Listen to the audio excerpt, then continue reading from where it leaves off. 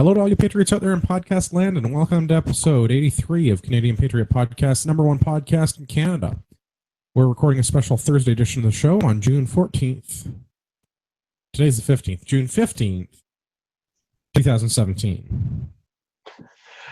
Hi, I'm Gavin, a business owner, gun enthusiast, hunter, atheist, content provider for Toxic Kodiak Pathfinders, and host of the Greater Toronto Area chapter of the Tactical Beard Owners Club.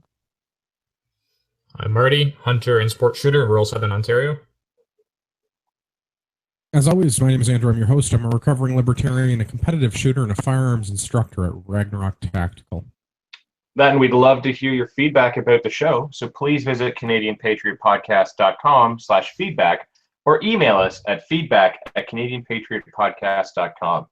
Edited version of the show is available on Stitcher and iTunes, and if you use iTunes, we'd really love some more of those 5-star reviews. And when you do, in the comment section, put down something you'd like me to drink for an episode, because I'm sure people are getting bored of me drinking Crown Royal and Coke Zero.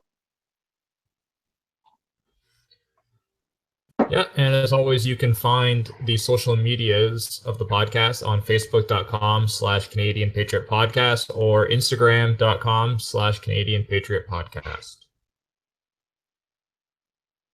We need your help to support the show. Visit patreon.com/CPP and become a Patreon today. For just $1 an episode, you get an improved quality version of the uncensored version of the show. And the more you pledge, the better the rewards are. We'll go into what are we drinking. We'll start with Kevin. I am drinking Canadian Club Small Batch and Coke Zero. Marty, what are you drinking? Yeah, I'm drinking Sailor Jerry's and Coke Zero. Well, I have to be different. I'm drinking beer again today. I still have some more homebrew IPA, so that's what I'm drinking. All right, let's get into the first one. So as I'm sure most of our listeners are aware, because most of our listeners are firearms people, the RCMP has recently released a memorandum regarding the status of receiver blanks, otherwise known as unfinished or 80% receivers. So big shout out to Dean and Select Shooting Supplies. They were the first people that I saw that released this bulletin out into the wild.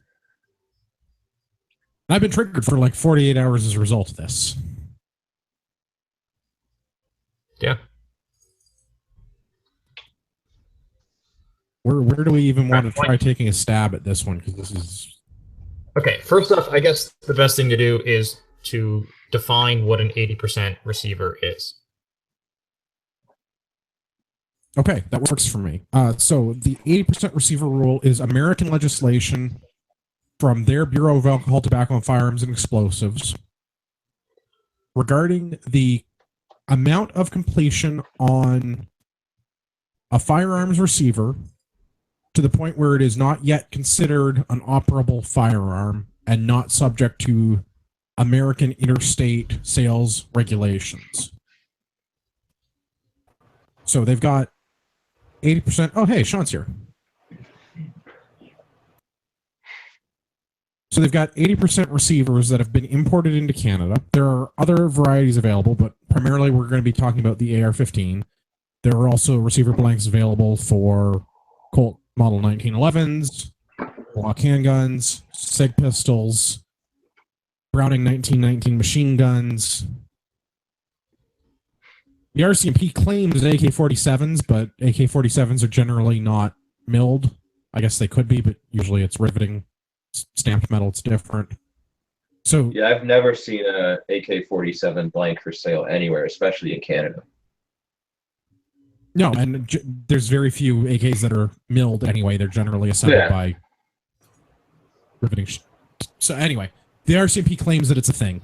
The RCMP is making a lot of unsubstantiated claims of late. So dealing particularly with the AR-15, since that's what the crux of the issue is for me, the 80% completion in the U.S. under the Bureau of Alcohol, Tobacco, Firearms, Explosives rules is the point at which the receiver may accept the fire control components, i.e. a trigger group. So once you machine out the area that the trigger components sit in and the pin locations in the receiver walls that hold the trigger components in place. Up until that point, it's not a firearm. At that point, it becomes a firearm. And in order for it to be sold or transferred in various jurisdictions, it has to be serialized and registered. In Canada, as soon as it's a completed firearm, it has to be registered, provided that it's restricted, and you definitely can't sell it without it having a serial number on. So, I think that lays out the 80% rule fairly well. Yeah. Yeah. So essentially, what these are is they're sold to machinists. Like they're sold to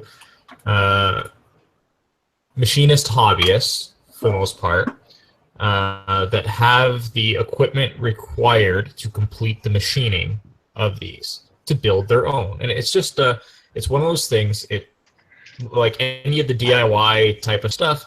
It's just to say you did it.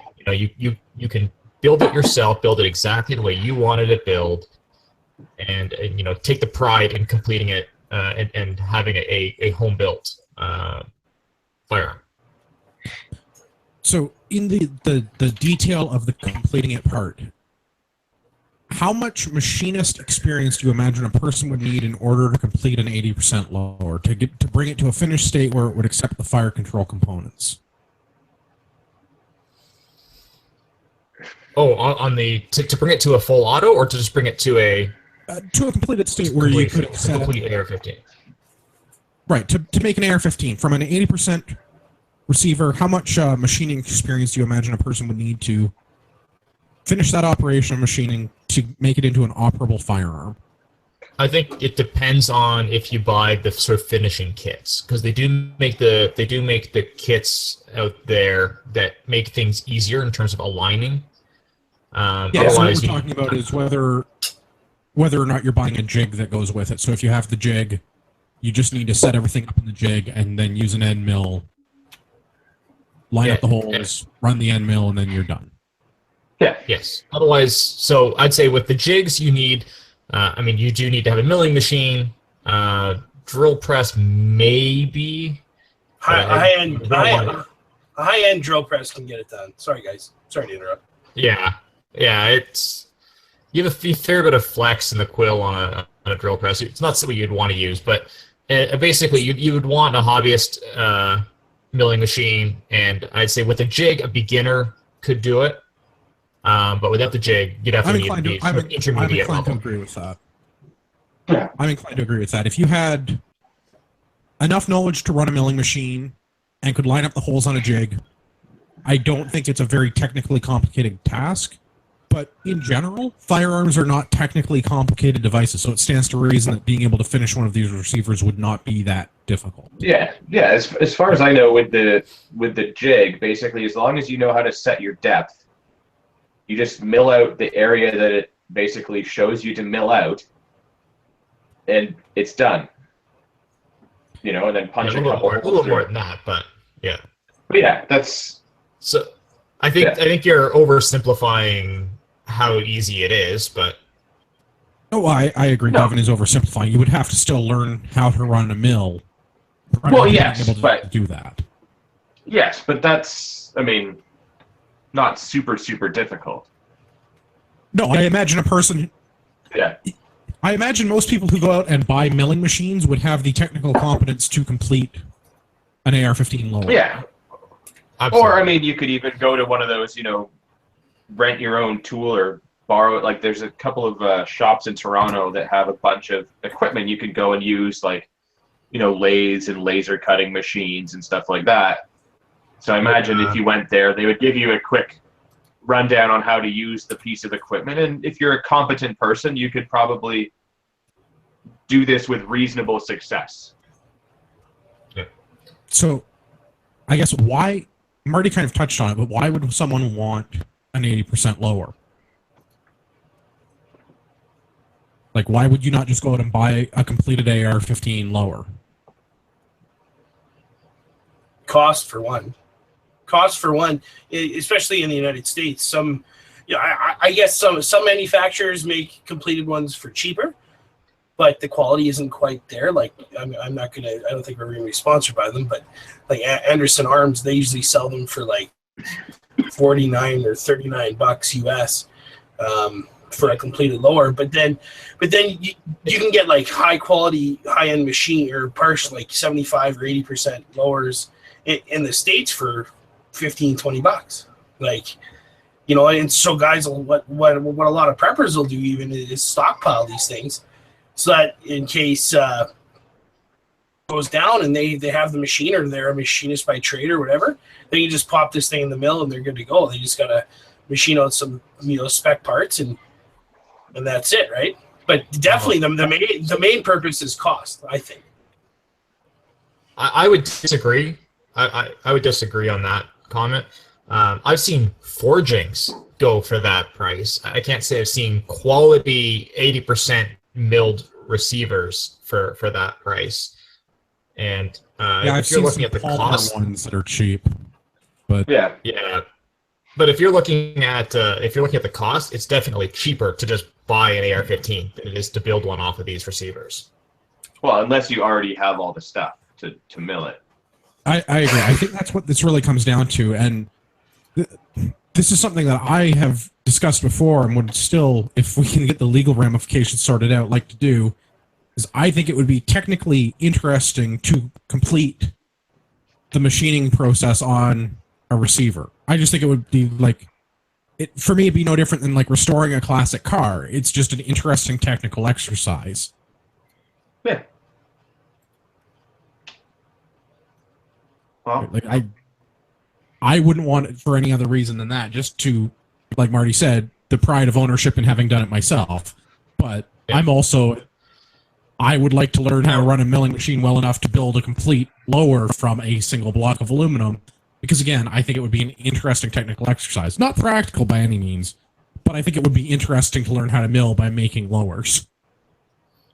Yeah. Now, in all, I'll explain myself. I've been looking at a 80% 1911 frame, and the purpose for why I'm looking at an 80% 1911 frame is they're available here in Canada, whereas gunsmith fit frames, so just completed serialized frames, but are not. So basically, the rails are oversized. Everything is still oversized for the 1911.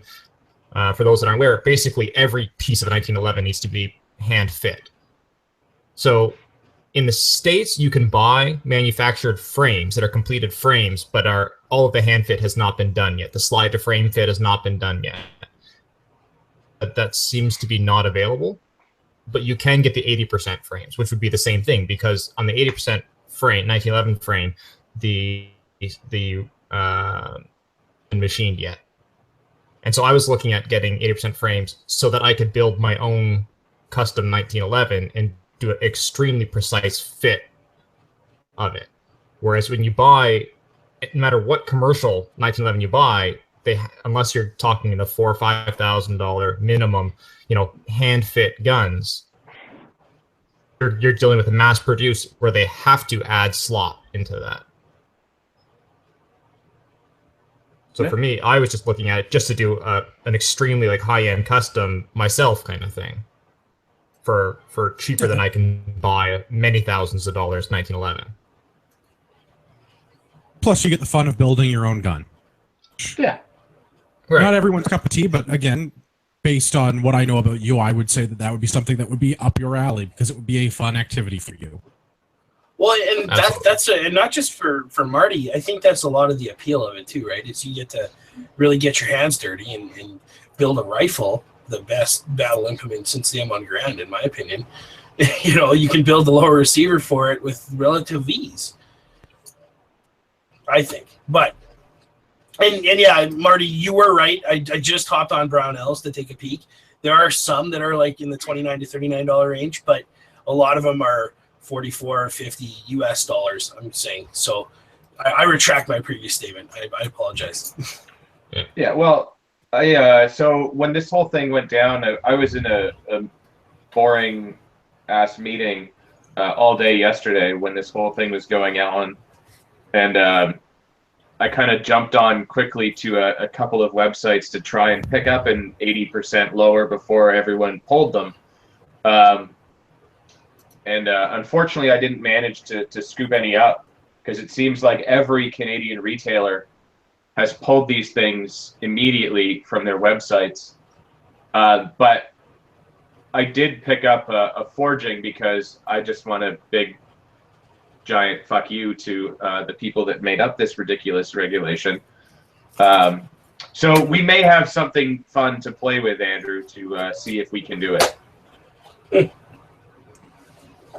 If not, we've got a really cool paperweight. You bring up an interesting point that there were businesses in the country that had invested in stocking receiver components, the 80% blanks or receiver blanks, or what you picked up, a forging, which is one step above a 0%, I suppose. Forgings don't have a... The magwell still needs to be EDM'd, and the barrel extension still needs to be machined in, and there's a lot of finishing machining that needs to be done on a forging. Like they're very far from being an 80% yet. Yeah. So there's zero. So they are a 0%. They are out of a casting. No machining been done on them at all yet. No, they're just sort of in the general shape of a receiver because they're. That's it. That's a forging is just gun. It's gun shaped. It's a gun shaped piece of aluminum that you have less waste because you're not taking it from a solid block down. Yeah. Right, as opposed to milling it off of a regular piece of like bar stock. Exactly. So yeah, just for our non-technical listeners, that's the kind of the difference. The part that I wanted to go to, what Gavin started to bring up there, is there are businesses in this country that had 80% receivers and forgings for various firearms in stock, and they've now pulled that inventory from being available on their stores. Yeah, within hours. This is inventory that they had. This is stuff that they've already bought, imported into the country, and made available for sale, that has been available for sale for years, and as far as I can find, without incident. Yeah, the company I was looking at actually, I think, takes the forgings and then takes those forgings and turns those into 80% as well, and then also turns them into full-blown, receivers. So, have we even had a crime in Canada committed with an AR-15? Let alone an 80% built one? No. Somebody get the intern on that. Has there been a shooting with an AR-15? No. I think somebody got into a fight with the RCMP with one.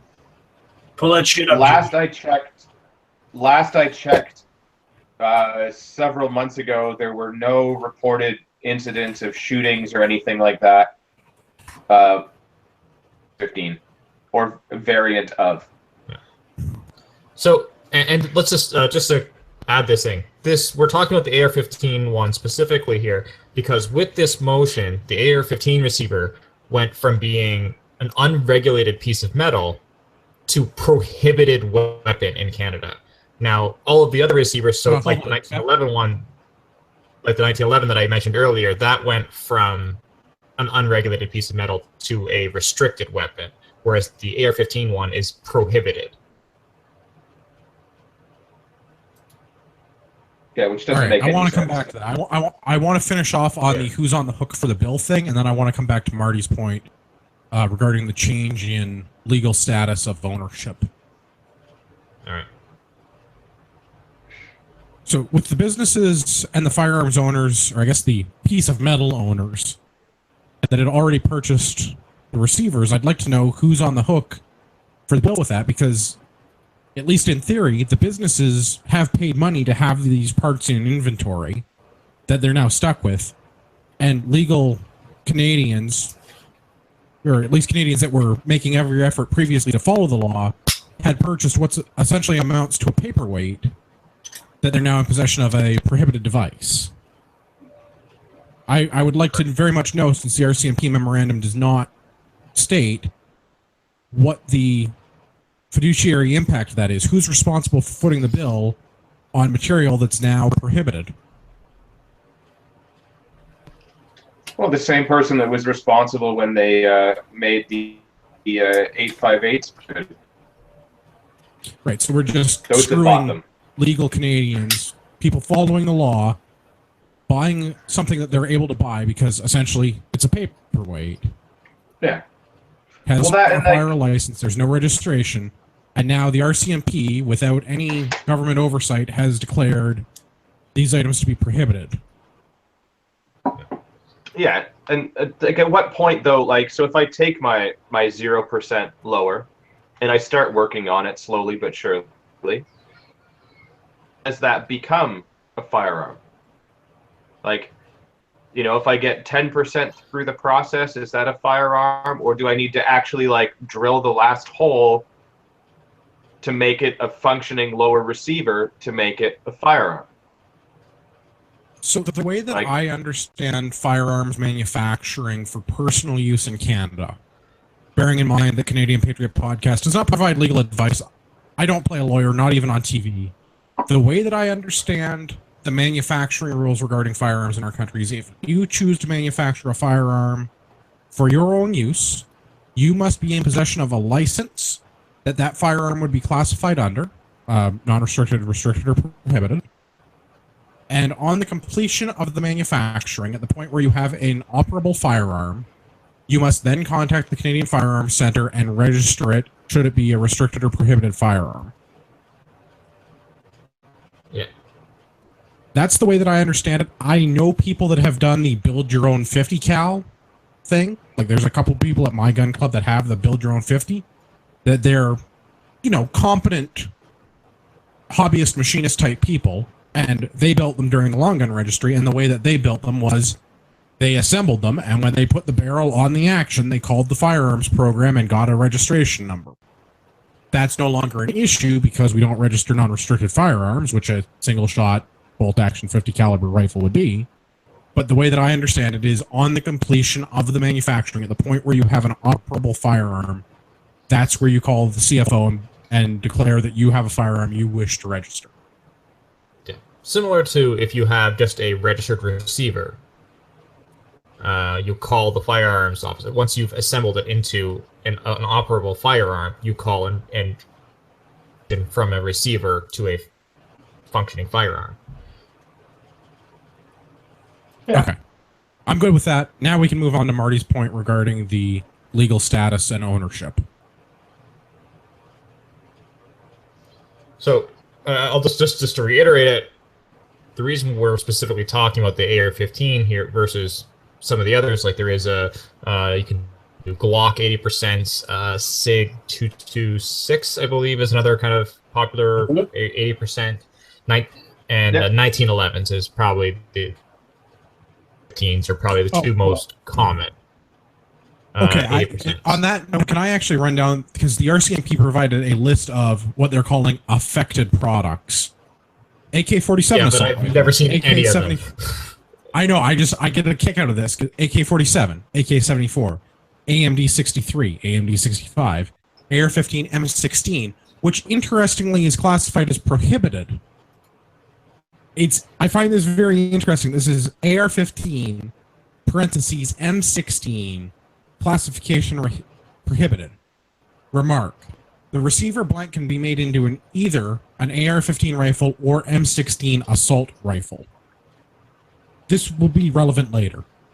Beretta 2 pistol, Beretta AR-70, Carl Gustaf M45, Swedish K, which is a variant of an M45, the Colt, the CZ-26 submachine gun, Glock pistols, HK-G3, HK-91, KP-44, Rinkov assault rifle, which is actually an AK-47 variant, but for some reason they classify separately, MG-42 light machine gun, MG-249 light machine gun, M3A1 commonly known as a grease gun, the PKM machine gun, so on and so on and so on.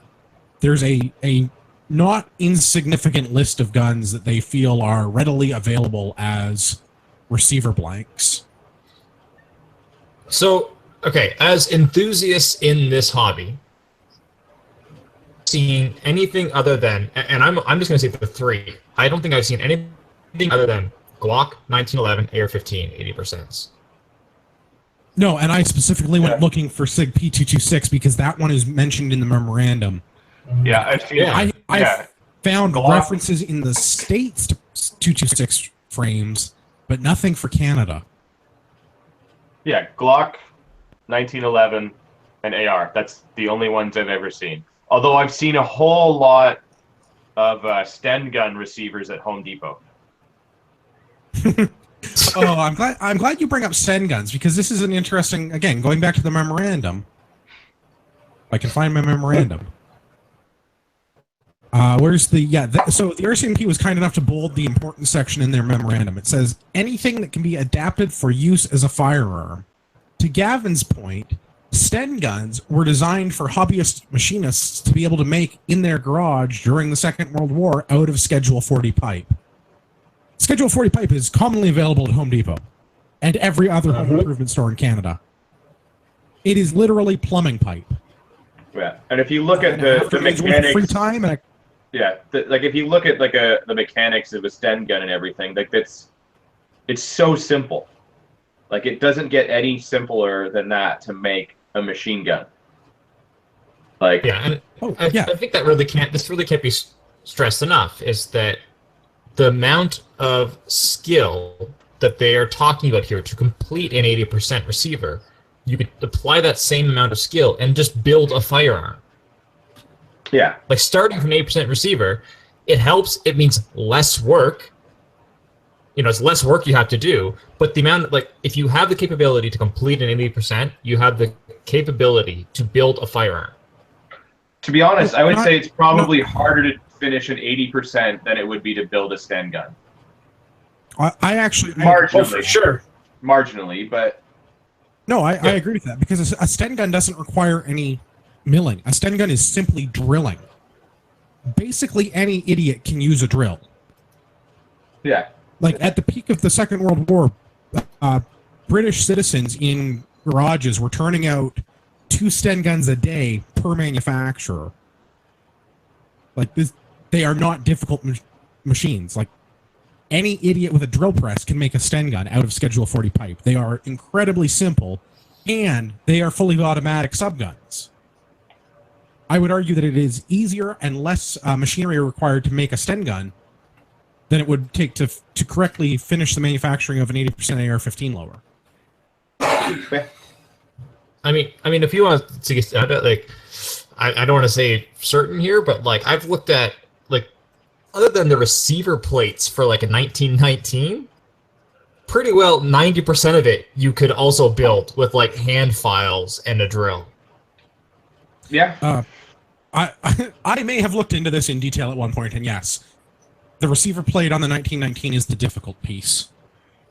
Yeah. So like, but even that could be done relatively, like, with a mill, even, you know, similar type of thing. You know, you could have. Yeah. Basically, if you have this capability, you can do whatever the hell you want if you have this capability. Well, it's not. This is That the or, problem, you know, is they're trying to regulate what is essentially bar stock material. You like every piece of 7071 aluminum should be prohibited under the way this reads, because anything that can be adapted for the use of use as a firearm, any significantly sized block of 7071 T5 aluminum can be manufactured into a fully functional AR-15 receiver. Well, or a 3D printer. I mean, well, I suppose it would be the plastic for the 3D printer, but yes, again, anything that can be adapted for use as a firearm. So yeah, the material that's used in 3D printing with plastics can be printed in such a way that it can be adapted for use as a firearm. So does that mean that plastic is now prohibited? yes. I would definitely say that with some of the 3D printing plastics available out there, some of the high strength ones, a lower receiver for an AR-15, there's very little stress on a lower receiver. Yeah. Well, the guy out of the States, I mean, that got in big trouble for that, has already been doing it for years.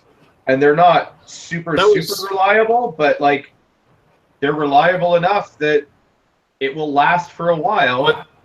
Like, I think Gavin's talking. Are you talking about the Deliveryator pistol? no, there was a guy that was. It may have been the same guy that made those, but he's also got print at home plans for AR lowers and magazines. You could print your own, Nice. California ghost gun and be good to go. And they're not going to last you a lifetime, but they will last you several thousand rounds at the very least. At this point, like a then Glock. you can melt Throw down away that plastic and put it back in and make something else. Yeah, as I was saying, it's like a Glock. Like, it's just a cheap plastic gun. Like, you just throw them away after your dog chews on them or whatever, but, I mean, they'll last you a little while. Easy on the Glock, hey.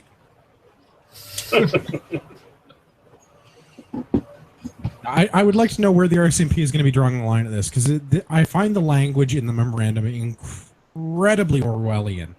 That anything that can be adapted for use as a firearm is now prohibited. Like, this is... I mean, I guess they're not really making a new law. They're saying that this is how they interpret Section 2 of the Criminal Code, but I don't like the implications that anything can be adapted for use as a firearm is now prohibited. Yes. I mean, because, like we were saying, you don't even need machining. You can go into Home Depot and buy 2 pieces of pipe, an end cap, a nail, and, some super strength Gorilla Glue, or Harambe glue, if you will, and make a slam fire shotgun. That's all you need. Yeah, it's... Alright, now, let's talk about why they've made they've called out the AR-15 80% as being the prohibited one. Okay, so I got really angry and into a lot of arguments with people on the internet recently over this, because apparently no one understands the simple basic concepts of how machining works, or how firearms manufacturing works, or what an AR-15 actually is. So I spent a lot of time in the last 2 days arguing with idiots on the internet, which I realize is my own stupidity, but I find very triggering nonetheless. The reason that I feel that the RCMP is moving the AR-15 patterned receivers to the prohibited status is because it is not any different to make an AR-15, a semi-automatic only lower, versus an M16 or fully automatic lower. It's an extra hole and a change in depth on a cut. The machining process is nearly goddamn identical. Yeah, and that's where just to kind of reiterate that the difference between an AR-15 receiver and an M16 receiver is there is an additional pocket is milled out on the M16 receiver, whereas on the AR-15 receiver that is left intact.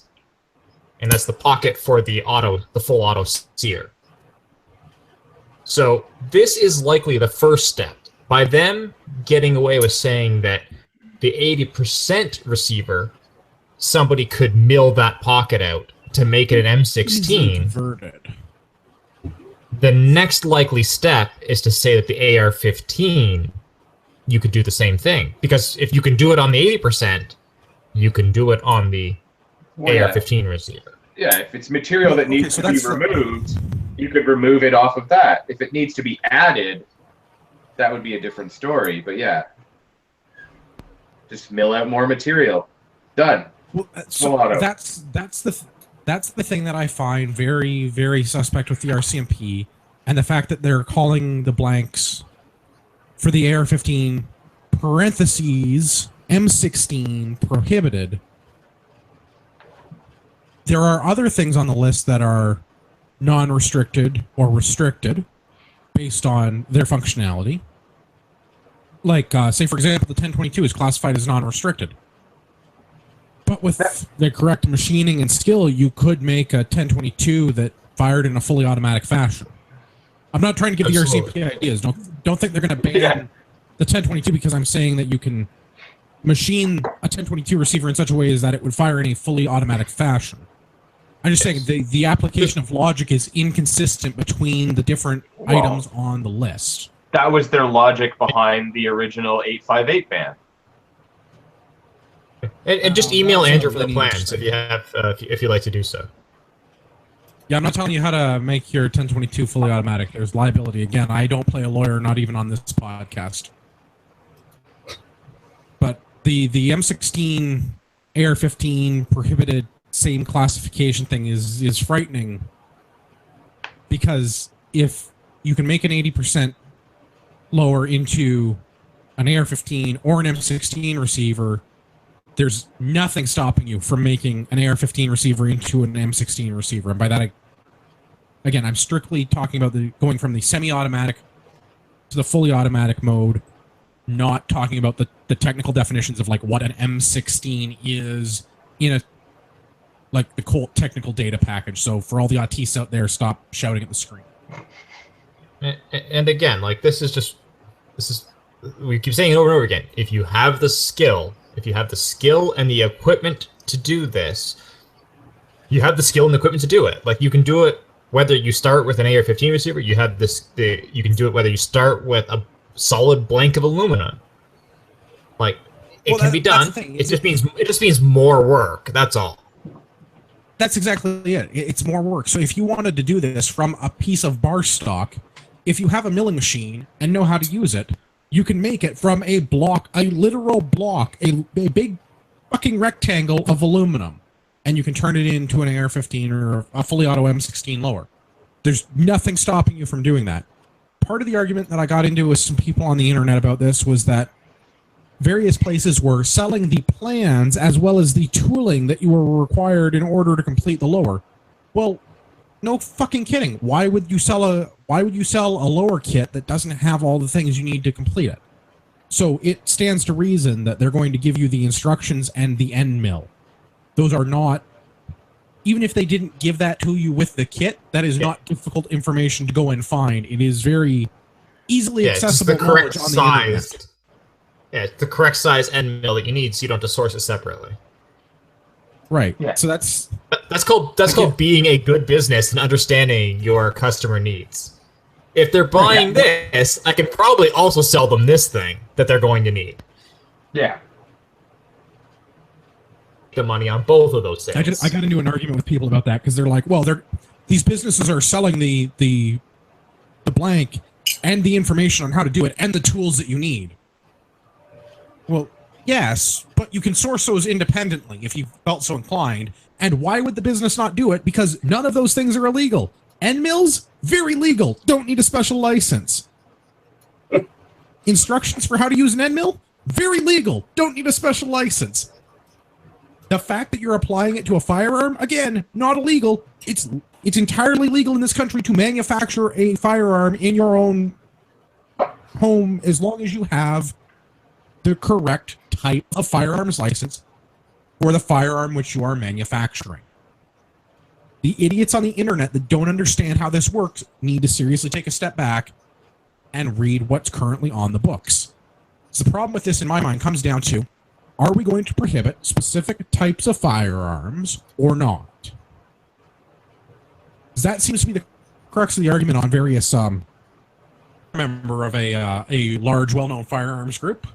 You might have seen me arguing with idiots in some of the threads on there recently with the CCFR page. It happens. The divisiveness amongst firearms owners on this topic is absolutely mind-boggling. I cannot understand how there are so many people that are in support of the RCMP changing the interpretation of the criminal code to include the prohibition of 80% lowers. Yeah. I mean, and not even just firearms owners, but firearms manufacturers and people that teach and like make a living off of firearms.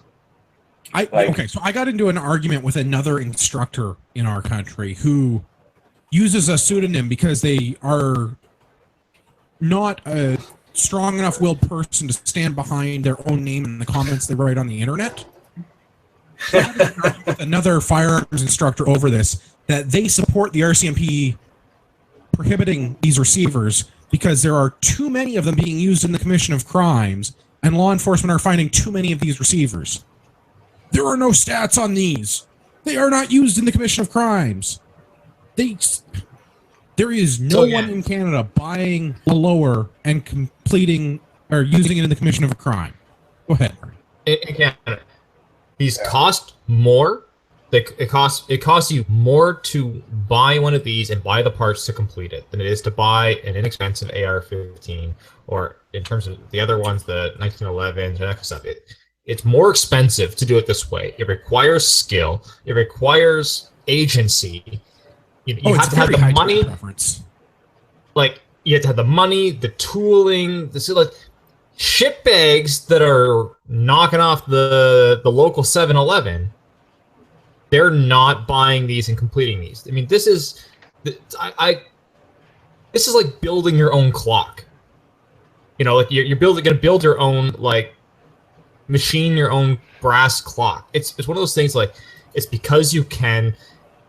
It's because you're an enthusiast. You have the knowledge, and it's like a demonstration of your skill set. It's a pride piece that you built it yourself. You machined it. You fit every part by hand, especially on the 1911 side of things. It's just like, it's a piece that's just there because you can, and it's a show off kind of thing. Well, yeah, I mean, it's like you can go and buy, this isn't criminals. Fiberglass panels for your car that you're restoring, or you can bend the sheet metal yourself and fill it with Bondo and sculpt it yourself. Like it. Yeah. You can already go and buy a complete AR or completed AR. Everything is there. You just buy it, you take it home, you shoot it, it's good to go. Or you can source all the parts and put it together. This is that next step cooler where you're like, I fucking drilled this thing out. Like, I machined a chunk of this. Like, guys, we can talk about this till we're blue in the face, but the crux of the matter is they're taking steps. When I say they, I mean the RCMP and affiliates are taking steps to ban these rifles, right?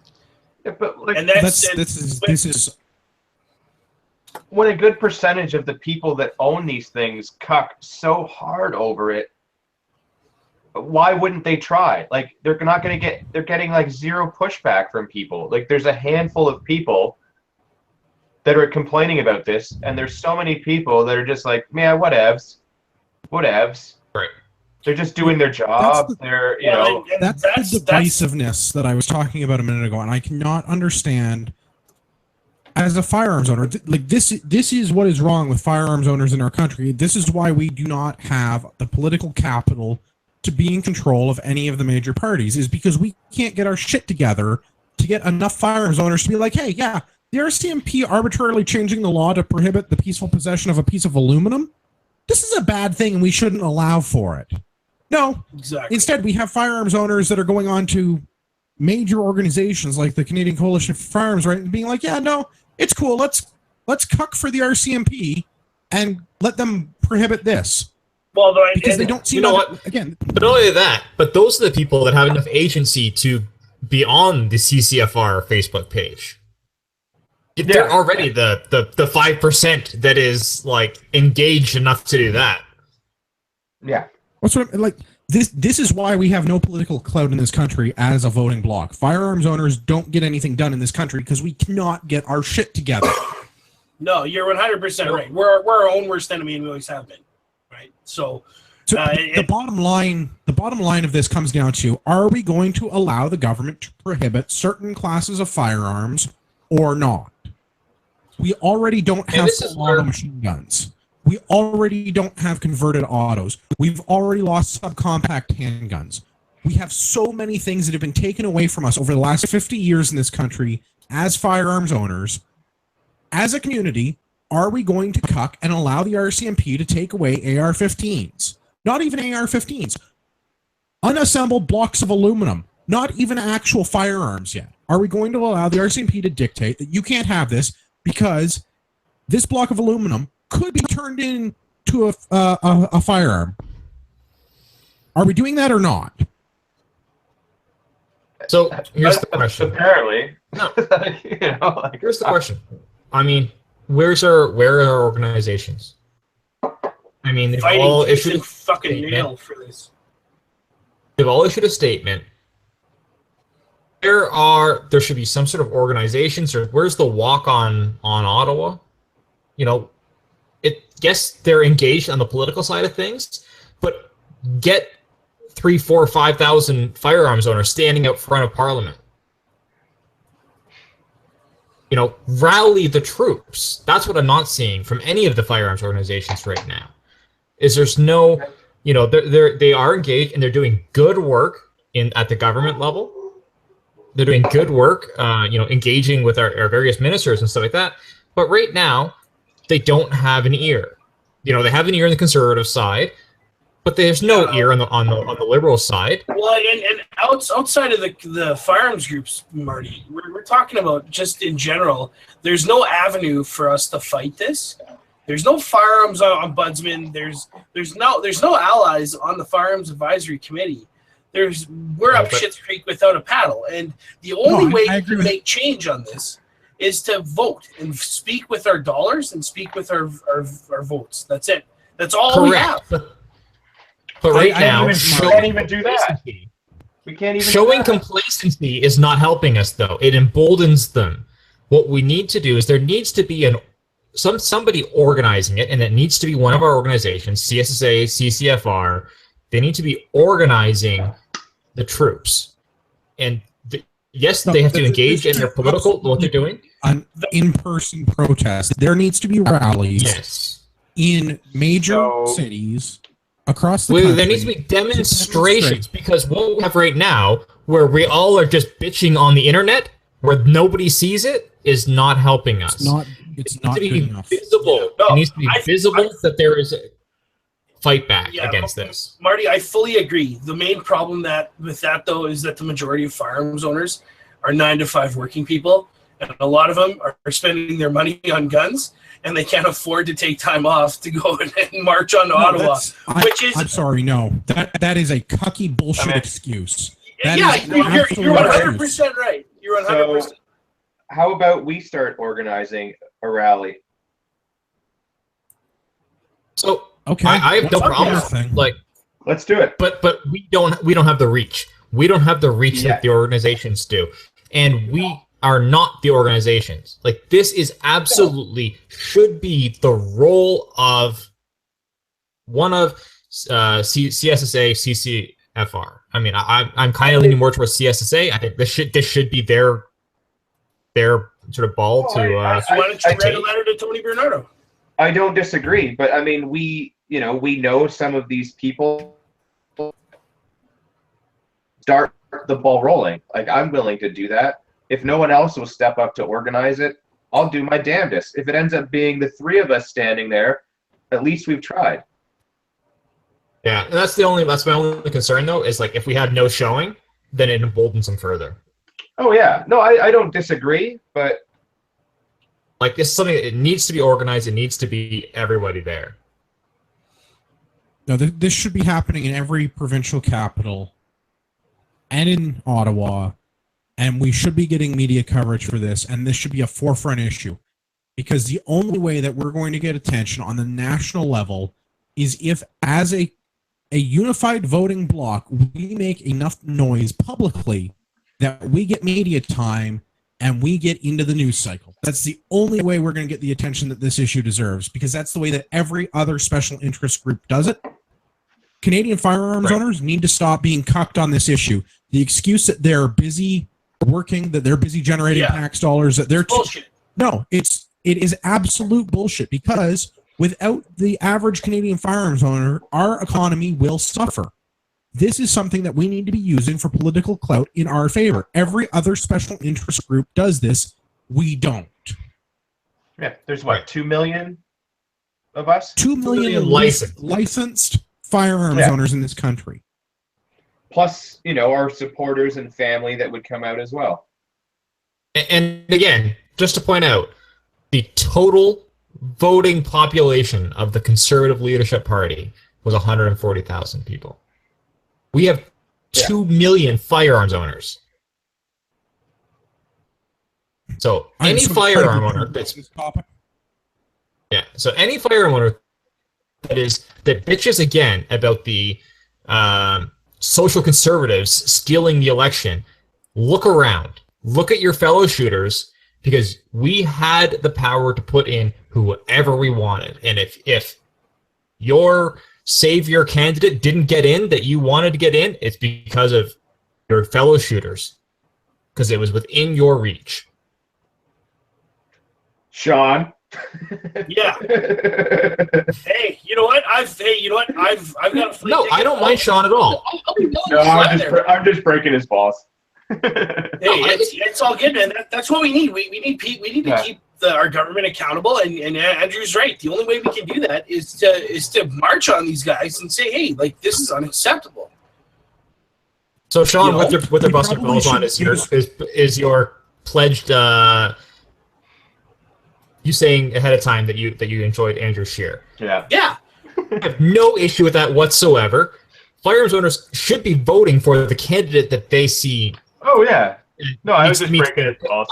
Not everyone is voting single. Okay. But with 2 One thing million that people. Yeah. Go ahead. Sorry, Marty. The one thing Andrew Scheer did say is he would create a firearms ombudsman for shit just like this, for arbitrary prohibitions and banning of aluminum blocks. That's what that alone, stands above all other candidates, man. Like, No, I have no real issue with Scheer. And his firearms policy we need to hold these guys accountable. Yeah. Yeah. No, I agree. I was just breaking your balls because I could. Hey, I can take it, buddy. Just wait. You're not going to see it coming, and it's coming back. Hey, whatever you guys are into, you do on your own time.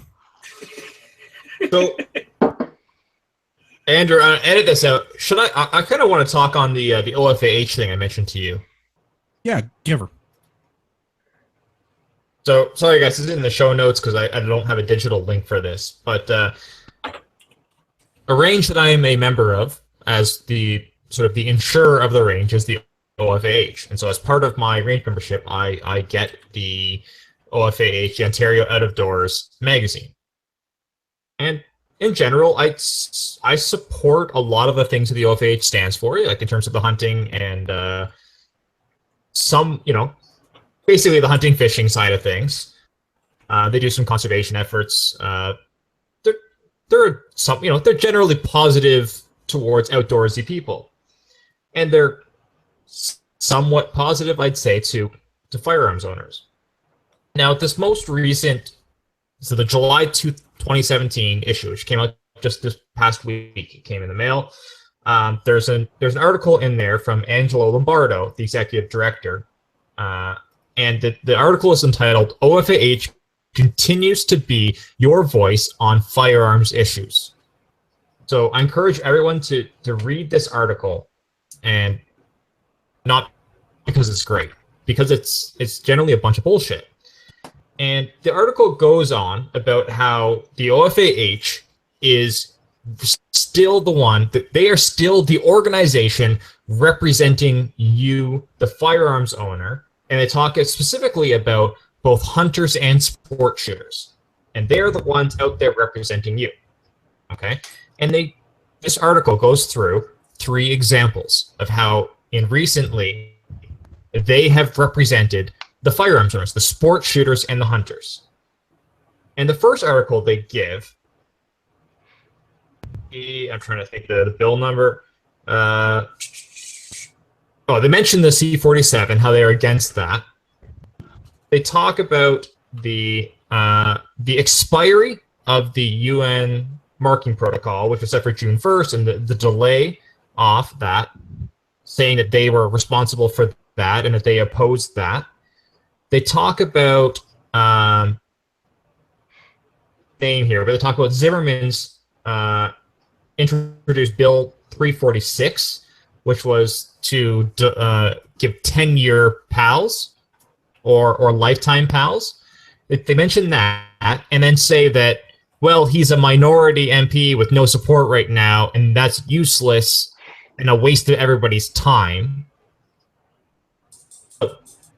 that being a waste of everyone's time, the delaying of the UN marking protocol, which they just say they were against, and the last thing that they mention as their accomplishment, as one of the things that they've done, is on May 17th, Michelle Rempel sponsored petition E1093, which as we've discussed earlier, is the petition that all members of the Firearms Advisory Council have at PAL.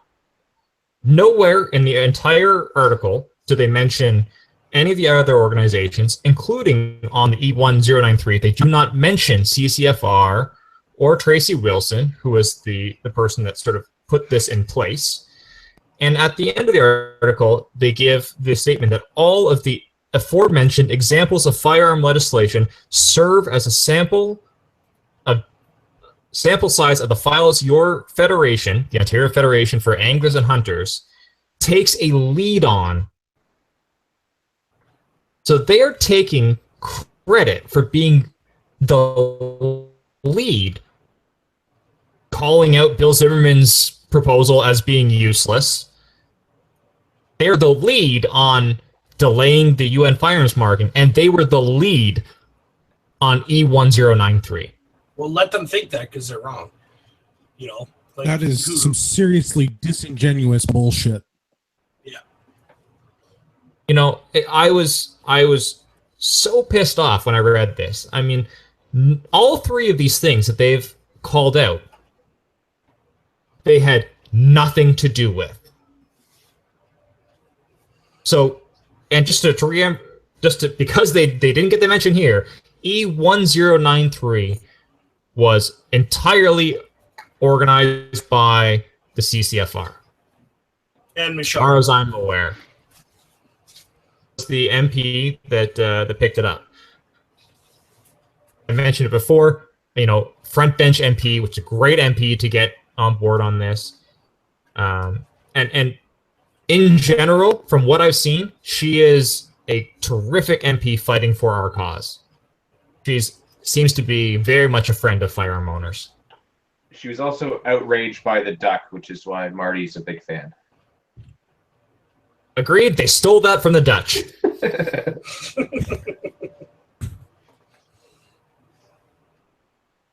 Yeah, and it's, you know what, OFAH, they do some good things. They have a history in the past of exactly what we're talking about, and that is cucking under Riding the when it coattails. comes to not so much riding the coattails. This is just something new I'm bitching about them for. But they have a history of cucking under, especially when it comes to sports shooters. You know, when it comes to the AR-15, the OFAH is going to go, fuck the AR-15, I still got my over-under. That's the example I wanted to bring up, because the OFAH fucked the rest of the firearms community in '95 when they didn't stand behind the AR-15 owners. The OFAH was expressly in favor of banning the AR-15 because it had no practical sporting application. Right. And that is so much more damaging than people realize. I mean, from a perspective like oh, whatever, lots of people didn't like it. Because as soon as the OFAH does that, and the NDP, you know, they're going to hold that up and go, look, even the hunters and firearms owners don't want the AR-15. It's just those crazy gun nuts that want it. Yeah. So it's so much more damaging coming from these guys than anybody else. This whole article about them being the ones on, them being our voice on firearms issues, this whole article is bullshit. I'm not saying that they aren't being positive for firearms issues, but the examples that they gave were complete bullshit. Actual examples where they're fighting for firearms issues where they've actually been the lead on, not just taking the credit for. Like, what have they actually done for firearms? That should be in their article, not this bullshit. Well, it's the same sort of thing as the Saskatchewan Wildlife Federation. This David, comes actually- down to, So, Sean, they're actually mentioned in this article. Yeah, yeah. So they're gonna say, "Hey, guys, you don't need an AR-15 because why would you when you have a break action single shot 223? That's all you need, right?" Well, bullshit. No, AR-15 is whatever. Anyway, that's like but that's contrary of what the Regina Wildlife Federation, Saskatoon Wildlife Federation say. But it's just I hear you, man. I hear what you're saying.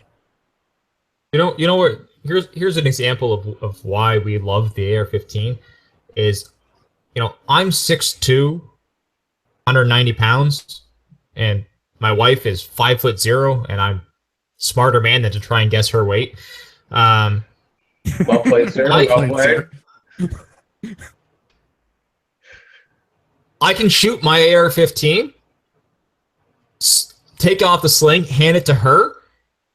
She collapses the buttstock, tightens the sling, and can shoot that same exact rifle, and it fits her just as well as it fit me. Yep. Everything else, she has her own. Like when it comes to my trap gun, she has her own over-under. I have my own because my shotgun doesn't fit her. Like, she has to have her own because we are so different in size. Like, there's such a disparity between the two of us. I'm quite tall. She's not. So along the way, she's had to get her own firearm. Otherwise, it's a huge compromise for her. And so the AR-15, that's one of it's so modular. Right. Yeah. Like, it's so modular that anybody can pick one up. It fits them. They can very quickly adapt them, and they're so versatile. It's such a good platform. That's why people like it. Well, not even that. Look at how many other firearms platforms have adapters to adapt it to parts that are AR-15, right? Like pistol grips, butt stocks, all that stuff. The ergonomics are just unparalleled. Yeah, like my VZ has an AR style stock on the back end of it. Guys with their XCRs are putting AR-15 butt stocks on them. I mean, shit, even my bolt action rifle came with an AR-15 collapsible stock on it. Like, everybody's putting that shit on everything because it fucking works.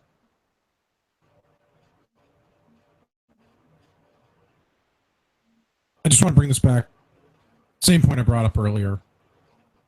As a community, are we going to allow the RCMP to unilaterally, or any part of the government for that matter, to declare that certain firearms are no longer allowed for public use in this country, or things that can be adapted to be used as a firearm, or not? That's where I want to leave this one. Well, let's before we leave it quickly, let's just mention Dr. Mike Ackerman's. Oh, okay, yeah, that's a slightly different thing, but you know what? I like Dr. Ackerman's idea here because there ain't no compliance like malicious compliance.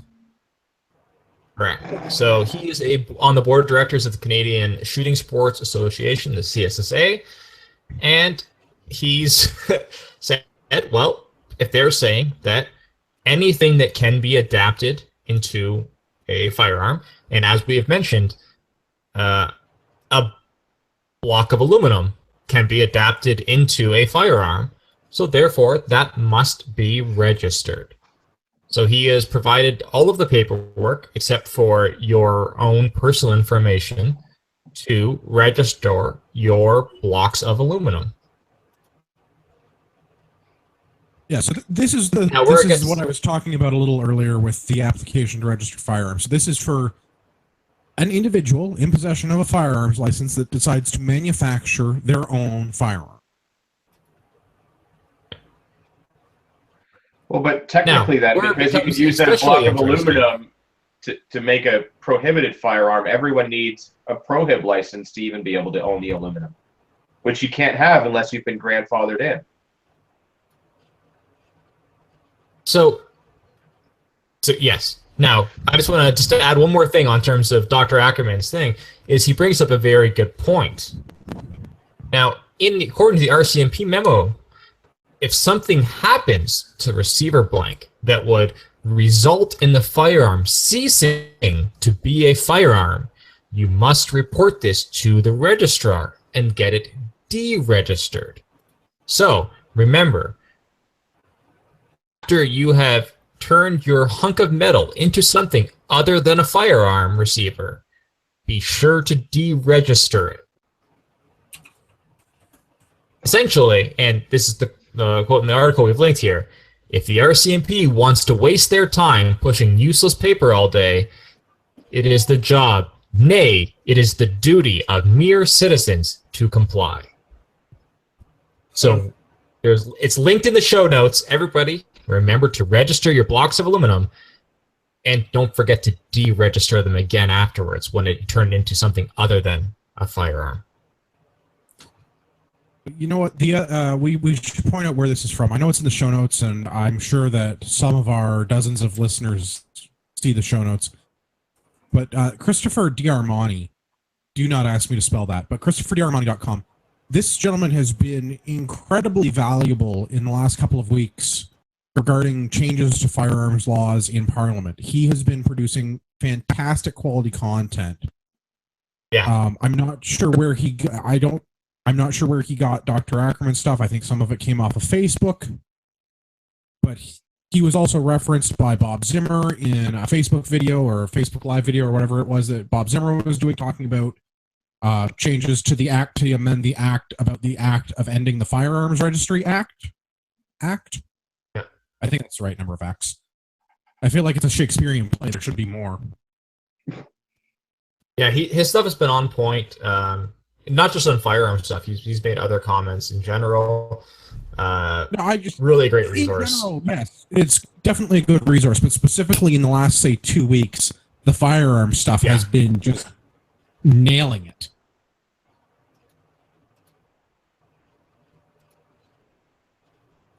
Okay, I'm super triggered. Defense policy?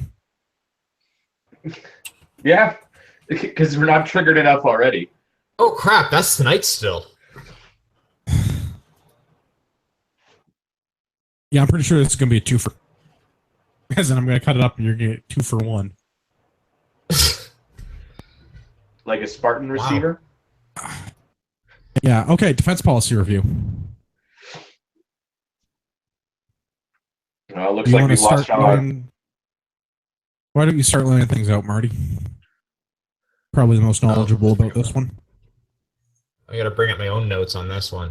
Well, let's start off with, I mean, we teased it on Monday, but the verbiage. So the fact that we had somebody do a social justice warrior review of our defense policy and determine that the females must come first on every mention. Does come first, you're not doing it right. I probably talked all over you. Whatever. I was making a joke about sex. Yeah, but you made the same joke as Monday, so it doesn't count. No, well, funny then, funny now. All right, let me. So, why don't you talk about the plan to get, or let's say the lack of plan to get more women in the military, while I pull up my own notes on this topic. Okay, so the first thing is they're doing the 1% annual increase for the next 10 years to 2026, bringing the number of women in the military from 15% to a whopping 25%. And their plan to do this is to better forecast the occupational requirements and engage in more targeted recruiting, including capitalizing on the unique talent and skill sets of Canada's diverse population. Gender is just a construct. How are you going to target women? If you can identify, can we just pick some people that identify as women instead? Yeah, that should be just as good. Is part of the recruitment side of things. When you enlist, you just have to identify as a female, and then you're all golden. What if you don't identify as anything? Because that's also an option. I have not been through the recruiting process of late. But I believe when I went through the recruiting process, there were precisely 2 options to pick when it came to your sex. Male and attack helicopter? Yes and no. No, when I went through, the only options were you could either be a man or a woman. There were not alternative facts available to choose from. I don't understand why we want to increase women in the military in the first place. If women don't want to enroll in the military, then they don't enroll in the military. We have a voluntary army. Our armed forces is voluntary. We do not have a draft. We don't have gender quotas. We should not set gender quotas. That's a terrible, terrible way to run a fighting force, because bottom line, these people's job is to close with and destroy the enemy, regardless of conditions and terrain. This is something that men should be doing. Not because it's a sexist thing. That's what men I don't give a shit. Yeah, I don't give a shit if it's men or women, as long as they meet the same physical requirements. And that's the thing that I don't care for with this, is men are better designed, better engineered to meet the rigors of combat operations. I cannot give the average Canadian woman a 150-pound pack and a rifle and 8 magazines and body armor and a helmet and say, okay, now we're going for a 25-kilometer walk, and then we're going to shoot some people in the face when we get there. Right, and that's the big issue with the females, is that they have a different entrance standard. Right, and that's not a problem. The average female is built differently than the average man. It's not a bad thing. It's just that they're not geared to combat operations the same way as the average man is. Not that every man is good at that either, because there's a lot of fat slots that can't do a pull-up. Yeah, they shouldn't be engaged in combat operations either. This is equality versus equity. Equality. For women that meets the requirement is entitled to the job. I 100% agree. Absolutely. Yeah, I mean, equity. Females get a lighter. They get a lighter entrance requirement. That's bullshit. The requirements of the job is requirement of the job. Anybody, male, that can do the job is entitled to it. There's females out there that can kick my ass and kick any of our asses. I'm well aware of that. I am not discounting that in the slightest. And they should be allowed to be in the military. But the woman that can't lift the 150 pounds is required should not be a soldier. Yeah, I mean, the standards need to be set properly and fairly, so that it's not unrealistic that, we're purposely choosing people that are overly qualified. It needs to be a fair, if your pack weighs 150 pounds with everything that you need in it for a combat loadout for whatever your mission is, then that's the fucking standard. I don't care what it, exactly. That's it. If it takes 150 pounds, it takes 150 pounds. Whoever can lift 150 pounds is in. Yeah. Okay, so a broader point. Not dealing specifically with pack weights, but again, coming back to combat operations, because again, there are a lot of jobs in the military, and I'm sure women are suited to a vast number of those jobs. But the bottom line, anyone in our armed forces, their primary goal is to close with and destroy the enemy. That means shooting bad people in the face when they are right in front of you. And in order to do that, they are going to be shot back at. If you get shot, I don't want to have a military member in a combat operation die because their platoon mate was a 5-foot-tall, 100-pound woman that couldn't lift them up and drag them to cover to provide first aid. That is doing a disservice to absolutely everyone going into harm's way. To be fair, we also wouldn't want that to be a 5-foot-tall man weighing 100 pounds that can't do that either. Absolutely. That's what it comes down to, is it's the physical ability. I'm a big dude. I can carry other big dudes. I can also carry small dudes. But while I was we went through training for this. There was a small gentleman in my platoon. We couldn't pair him with anybody for PT because he just did not have the upper body strength to deal with anyone else in the platoon, because we were all so much vastly larger than he was. Not a bad guy. Wasn't bad at his job. But during a combat operation, in the event of trying to close with and destroy people that are trying to kill you, he was a liability because he couldn't bring any of us to a position of safety to render first aid. Yeah. And like worst comes to worst, if you're ever in a like hand-to-hand type situation, size and strength is a huge factor. Yep. Absolutely. Like, That's all I want. Even skill, like I'm sorry, it could be like a 9 or 10-year-olds can get their black belts, but I'm 200 pounds and 6 foot, and guess what? They're not gonna be able to do a lot of damage to me. I'll still win. Yeah. They're well trained. They're a lot better trained than I am. I'd like to think I could still kick the shit out of a 9-year-old. Right. It's like it doesn't matter. No, If the size is that much of a disparity, Maybe even 2 or 3. yeah. If there's that big of a disparity, then like you're fucked. Yeah, skill makes up for a lot, but eventually you get to a point where it doesn't fucking matter. Exactly. Okay, so the first thing let's talk about is before I get into like the details of this, and man, this is gonna be a long podcast. Before we get into the details of it, let's talk about the NATO commitment. Yeah, it's NATO commitment of 2%. I always screw up NATO and UN on this one. NATO commitment of 2%. So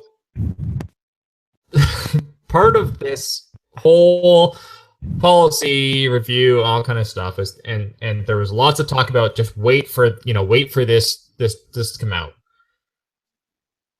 Is what they have done to more closely meet our commitments is they have reimagined, I guess is the right way to say, are included in our reporting of our 2%.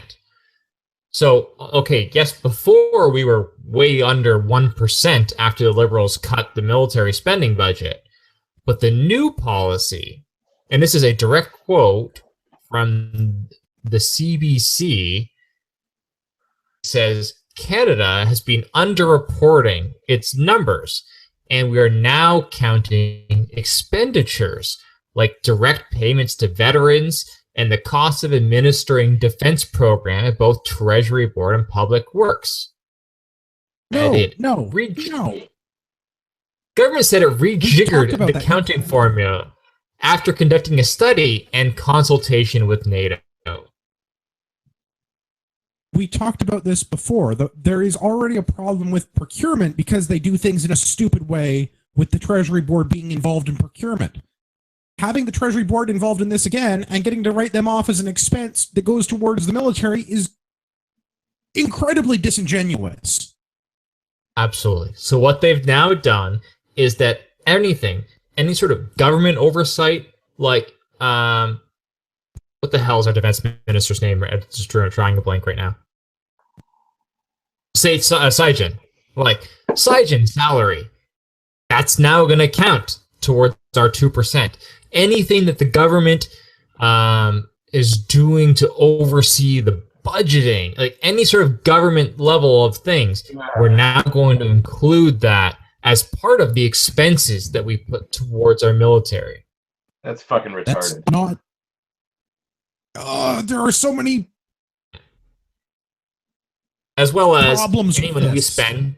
Yeah, as well as any money we spend on our veterans. So, like, veteran pensions, veteran, medical, that type of stuff that's required afterwards. Any sort of veteran programs, we're going to include that as our defense budget, as our 2% put towards fighting terrorism. I so strongly disagree with how they're doing the creative accounting on this. But here's the thing, though. And I agree with you 100%. Now, this whole idea came after Trudeau's visit to NATO. So what's happened is, essentially, our leader to the south has said, hey, you better start meeting your commitments because we are funding all of your safety. Like, we are paying for your freedom.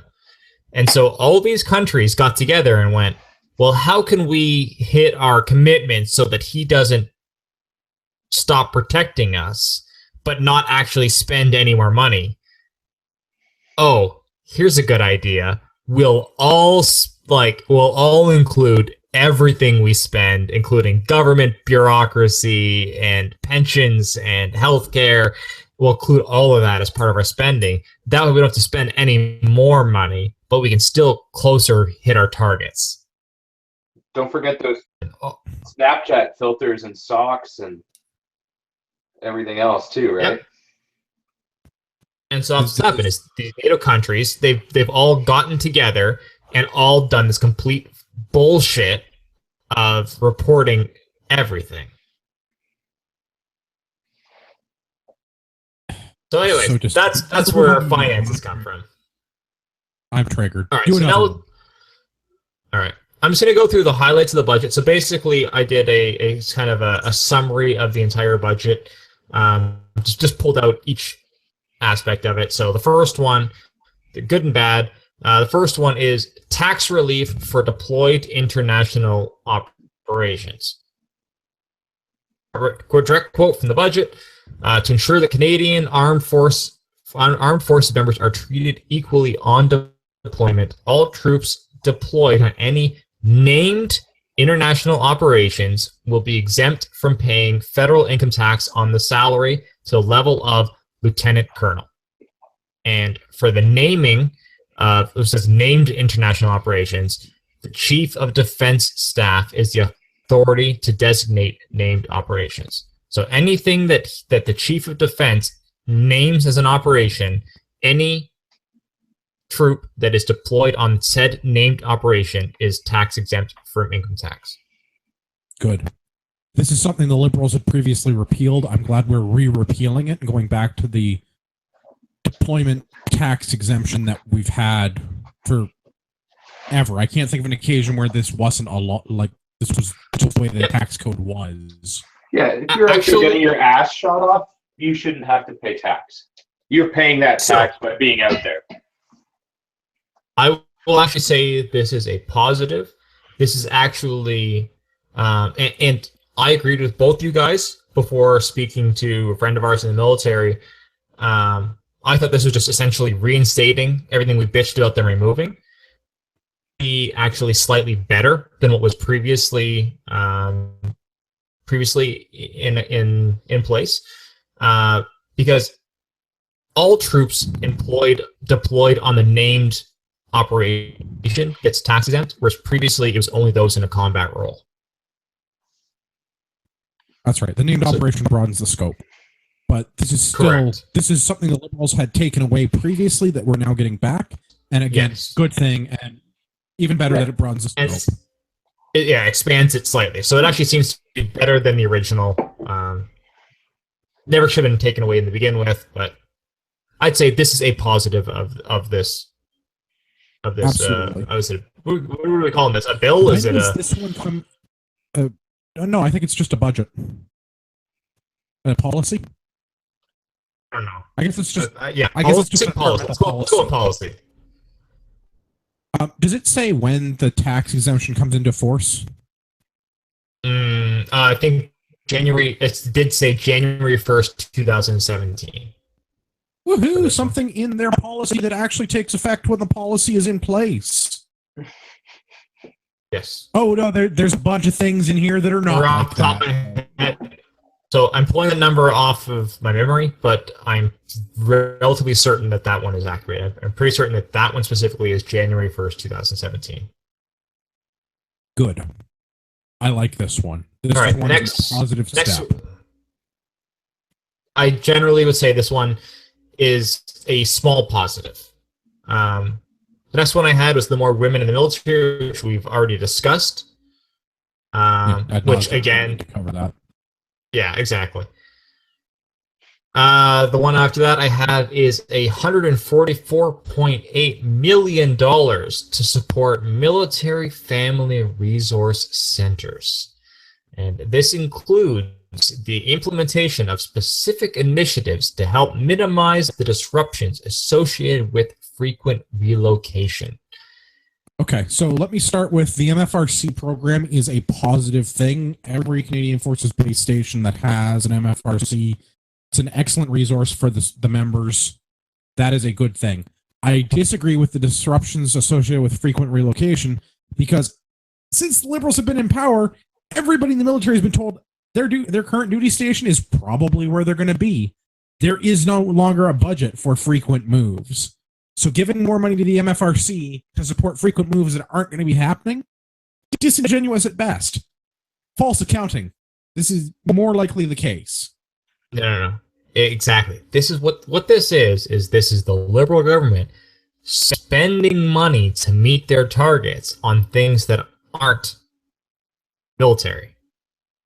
Absolutely. Well, yes and no. The MFRC... If they spend money on the MFRC, they can hire some more random people that aren't soldiers, that aren't investing in... They can hire people that can be, social justice warrior type people that they can like. That's right. To help with help with all of the trouble associated with relocation, you could have you could have them have counseling, and you could have them have help finding a real estate agent, and you could probably give them some kind of group therapy. Yes. I don't know. There's all kinds of social justice nonsense the MFRCs get into. For all of our listeners, who I'm assuming are all people, because that's typically the demographic that we're talking with, essentially we just hired a bunch more human resources people, and you're all familiar with those in the companies that you work at. Well, that's going to help all the problems they're going to have when they hire all these new ladies. All right, next one, just to keep things moving along. $0.2 million for a new total health and wellness strategy. And they will consider psychosocial well-being in the workplace, the physical environment, and the personal health of members, including physical, mental, spiritual. Yeah, you know what? Padre Power Hour, Sundays, 9 a.m. That's your physical, mental, spiritual, familial well-being. Yep, so you got a problem, we hired some hippies. $200 million with the hippies. We don't need that. We this is literally $200 million in redundancy. We have a chaplain corps. You got a problem? Go talk to a chaplain. That's what their job is. Maybe it's actually some sort of like funding for like a secret like First Earth Army where they're going to do that like psychic seeing or something like they did in like The Men Who Stare at Goats. But that was the only way they could like sneak that in there without anyone like noticing, like some real black ops shit. No. I'd be okay with that. There is some legitimate physical environment stuff that could be improved. The state of the average building on the average Canadian Forces base is roughly decrepit to uninhabitable. So there is legitimately a need for some infrastructure spending for physical environment stuff. Somehow, I don't think this is the $200 million that's getting allocated to better air conditioning units. Yeah, we'll talk about that now. So there is actually, like, there's positives of this bill. We'll talk about that later on. But yeah, this is just, I'm just going through it, like, literally in the order of the document, every single aspect of it. All right, so the next one is create a new armed forces transition group. This group, composed of 1,200 personnel, including specialized staff and holding positions for ill and injured, will work in collaboration with Veteran Affairs Canada to provide our people with the individualized care they need and deserve.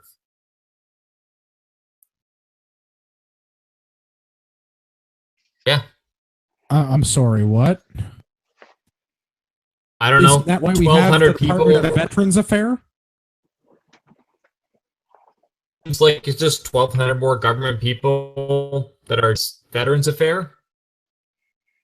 That's what it sounds. So, let me just do some quick mental arithmetic. Let's say there's 1,200 employees. The average salary of a government employee will cost $60,000. This is a $72 million program just for staffing. Yep. To do something that Veterans Affairs already does.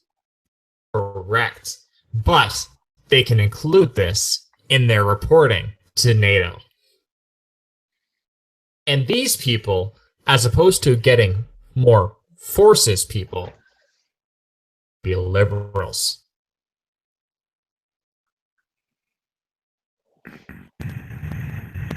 Get to the chopper!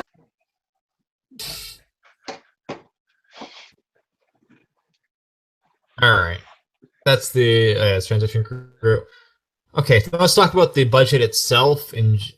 So we are increasing the defense budget from 32 to $32.7 billion by 2026-27. That's another one of them All right. 10-year plans, isn't it? Something like that. All right. Let's run through it quickly from each of the different organizations. Funding will be provided to the Royal Canadian Navy to acquire full complement of 15 Canadian surface combatant ships, replace its existing frigates and retired destroyers. Okay, I don't hate that. Have you seen these ships? They're not bad. I don't know that we actually have any. I'm surprised that they're I actually replacing destroyers, though, and not just like getting rid of them and bringing in like the Hugger or like the existing frigates are being retired, and we currently don't have an operational destroyer, I believe. Don't quote me on that. Yeah. But I'm pretty sure we don't actually have an active duty destroyer. The destroyer is being replaced by a large rubber duck. We've already spent the money on it. So the budget's going to $32 billion, 2026, 2027. 15 new Canadian surface combatant ships is a $27 billion project on its own.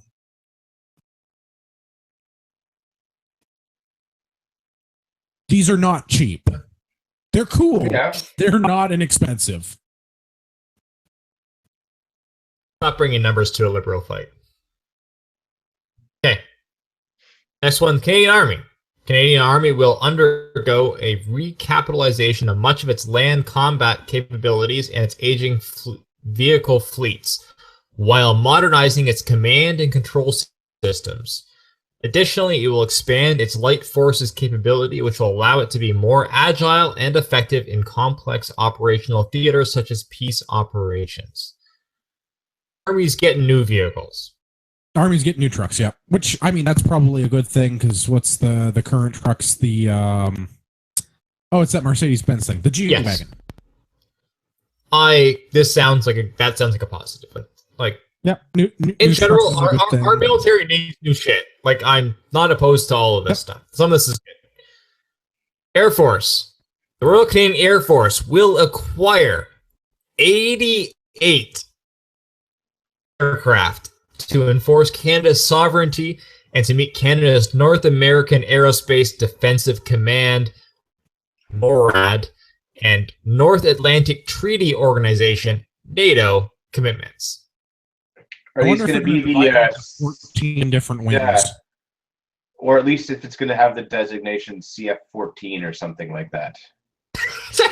I'm just leaving that one out there. Anyways, we're getting 88 aircraft. Good. And there has been some. I didn't clip it. I mean, tonight's podcast be long enough as it is.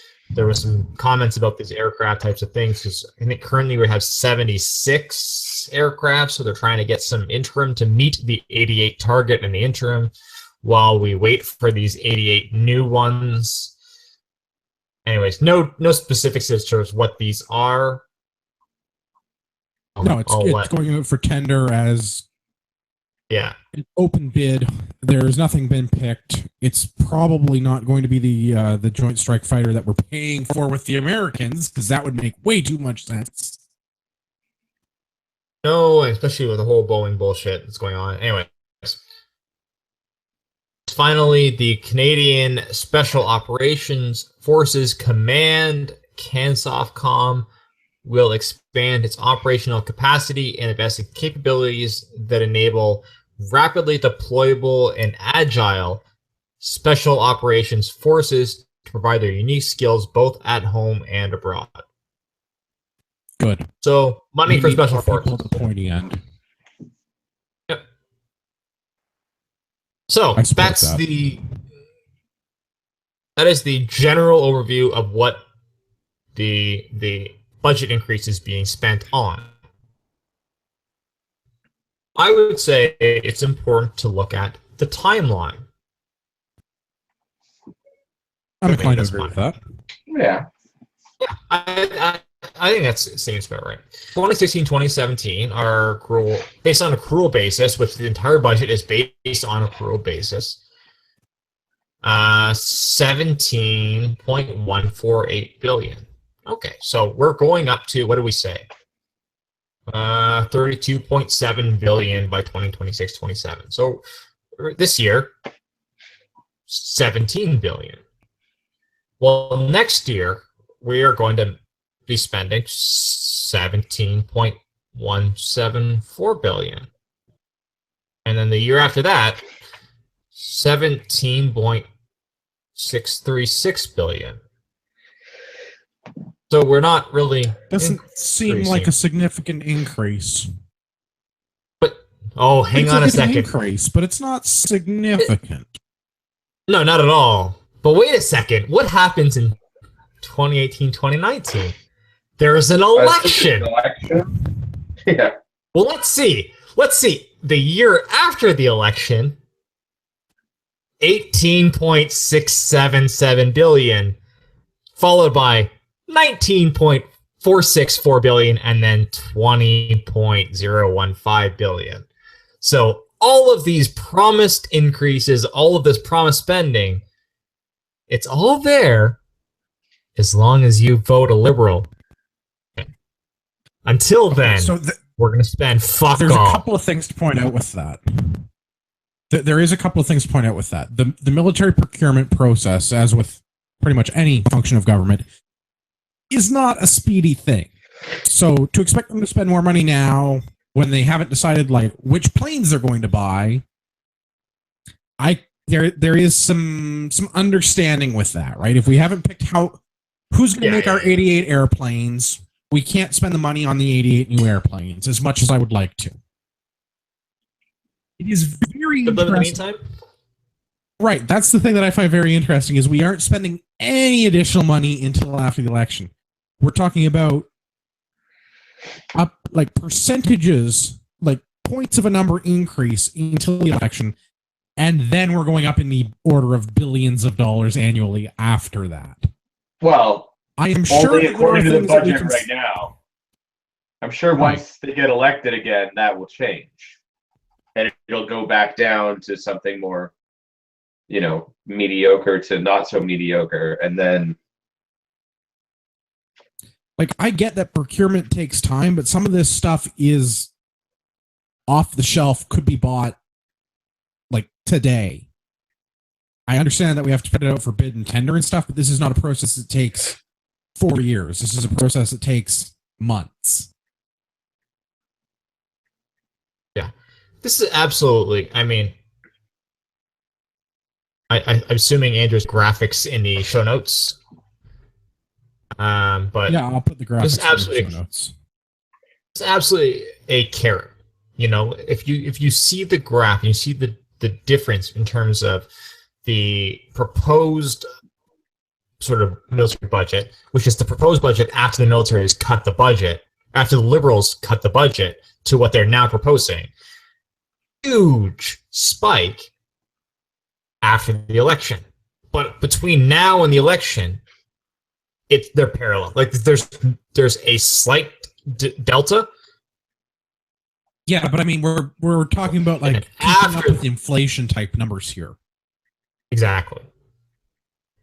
And let's talk about quickly the decrease that we saw. I just want to mention this briefly because the in the questions in the House, there's been some comments about how there's been a decrease in the military budget over the last few years under the previous government. And while that is true, it's almost if you like look we've at finished combat operations in Afghanistan a couple of years ago. Exactly. So if you look at basically starting around 2006, 2007, maybe a little earlier than that, the spending on the military spiked rapidly and continued to rapidly rise.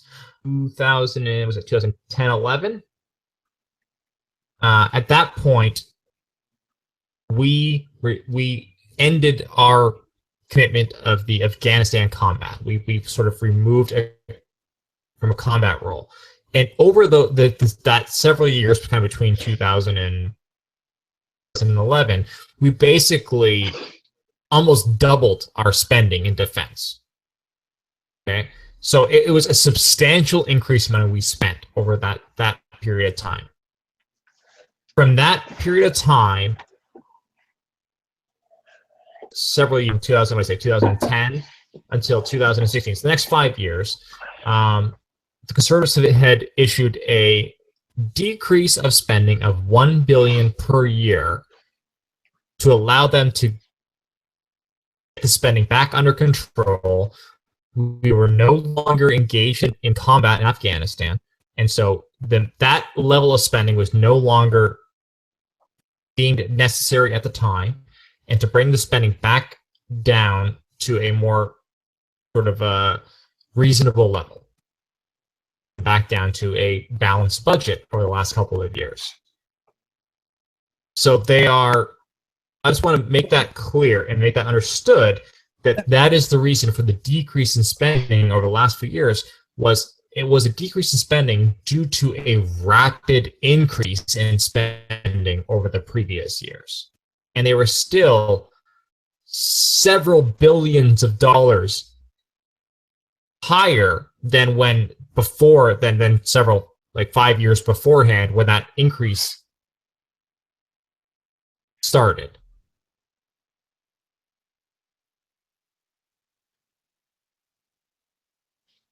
Sorry, Andrew. No, I'm good with that. I'm clear with that. I was getting a little bit triggered because I was remembering Roto 1 to Afghanistan when we had troops deployed with green camis, and it was stupid. So I was kind of triggered about the whole we got engaged in a. Well, that was under the Liberal government when we sent people to Afghanistan in green. I know. I was kind of triggered about it because I was remembering guys that I know that were on Roto 1 that went with green outfits to a desert country. The Americans did it too. They didn't have the right stuff. So I was like, the Americans did it too during the Gulf War. So I it's was just fine, kind of guys. triggered about the sudden increase in spending. So I don't have anything to add. I was just feeling triggered. Yeah. All right. I'm going to try and power through all this. So the next thing is, forces will grow by 3,500 people to 71,500. So this growth will enable critical investments in important areas such as space and cyber, intelligence and targeting, and most importantly, support to the health and welfare of military personnel. So that's a pretty vague definition of where. Yeah, that's a pretty vague definition of. I mean, but hey, 3,500 more troops. But I definitely. Uniform is better. It's better than hiring more HR people.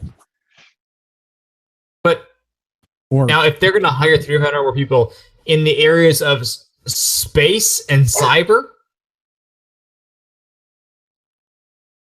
Somebody disagrees there. Sorry, dogs are being ridiculous. I'll fix it in post. Yeah, again, I think this is like. Totally agree. Growing the force, probably a good idea. There's going to be more, frontline troops as a result of this 3,500 people, but I suspect there's going to be a heavy skewing towards, let's say, white-collar military jobs. They're going to try and get more sort of jobs in these 3,500? Yeah, health and welfare people. Well, we don't know because we don't see the breakdown, but that's the plan. Yeah, Okay, the next is. Oh, go ahead. No, go. Next is drones and satellite for surveillance and reconnaissance purposes. I gotta follow up for that on. I gotta follow up for that one on Monday because the Americans aren't gonna let us buy the drones that we thought we were gonna get to buy from them. So tune in Monday to find out more about that. ITAR? All right then. In general, yeah, sure. If we need more capabilities on that side of things, then sure. I'm definitely okay with that. Same thing with the next one. Increased defense intelligence, expertise, and capacity. Yeah, considering all the we details haven't got behind much it. of that. Yeah. Okay. Relatively seems like a positive. Probably do need more of that. Spend some money on that. Can we just get some Next one. spending on like general government intelligence too, though? Like, just a little bit. No. Sorry, are you thinking that like we want government employees to have intelligence? Yeah. Oh no, that's not possible. Well, We don't wishful have a big thinking. budget. Wishful thinking. All right, the next is a $102.5 million investment in outreach to external experts. So to complement our efforts to better understand the dynamic root causes of conflict, including social and economic factors and complex geopolitical developments. Nope. Not the job of the military. This is not military spending. The job of the military is to close with and destroy the enemy regardless of conditions or terrain. No. We're going to find out what kind of hugs these people need. Tactical air controller type of hug. The kind where I call it in and a CF-18 drops it on them. Yeah. Or the kind that smells good in the morning. Again, this is the Liberal government realizing that they can spend money on government bureaucracy bullshit and include it in defense funding. And here's $100 million where we are going to pay for hippie incense bullshit and call it military. Yeah, no, that's... Strongly disagree. All right. We are going to expand Canada's capabilities in space and cyber. So Canada will modernize its space capabilities and will take steps to protect these critical assets against sophisticated threats while continuing to promote the peaceful use of outer space. I didn't realize we had any assets in space other than maybe the Canada arm, but that doesn't reside in space. Not a military asset. But yeah, that doesn't reside in Not a space. military asset. Do we have any enemies in outer space? The Russians. Then it's working well. We're doing a good job. Yeah, this seems like nonsense. I don't know what they're going with this one. Maybe they're talking about the gray whites? I have no idea. Yeah. Don't know. Yeah. Don't get it. So on that point, fleet of remotely piloted systems. I think Drones. we would We already call talked those about drones. No, but this is a different fleet of drones. Not the drones that we talked about. These are the other drones. Right. Uh-huh. Well, the drones are like self-guided, and then these are remote controlled. Maybe? I don't know. So wait, hold on. So self-guided, that would be like Skynet type shit? Because I'm not for That's not a that. thing.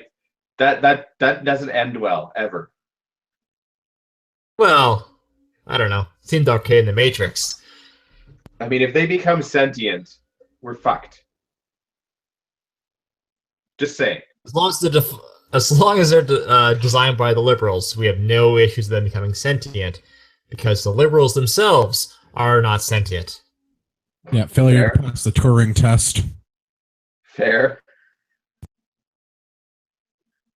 Okay, next thing is $313 million over 5 years for the Innovation for Defense Excellence and Security Ideas program. And can I just say, the person that realized that he could spell ideas with Innovation for Defense Excellency and Security, like, that guy got a high five. You know that. Oh, I bet that lieutenant colonel got a fucking medal. Big shiny one. Okay, and the quote, new ideas, and I'm sure that was a pun, will be supported through investment in research and flexible procurement arrangements. That procurement So process just that we just talked $330 about. million for. Sorry, Right. again.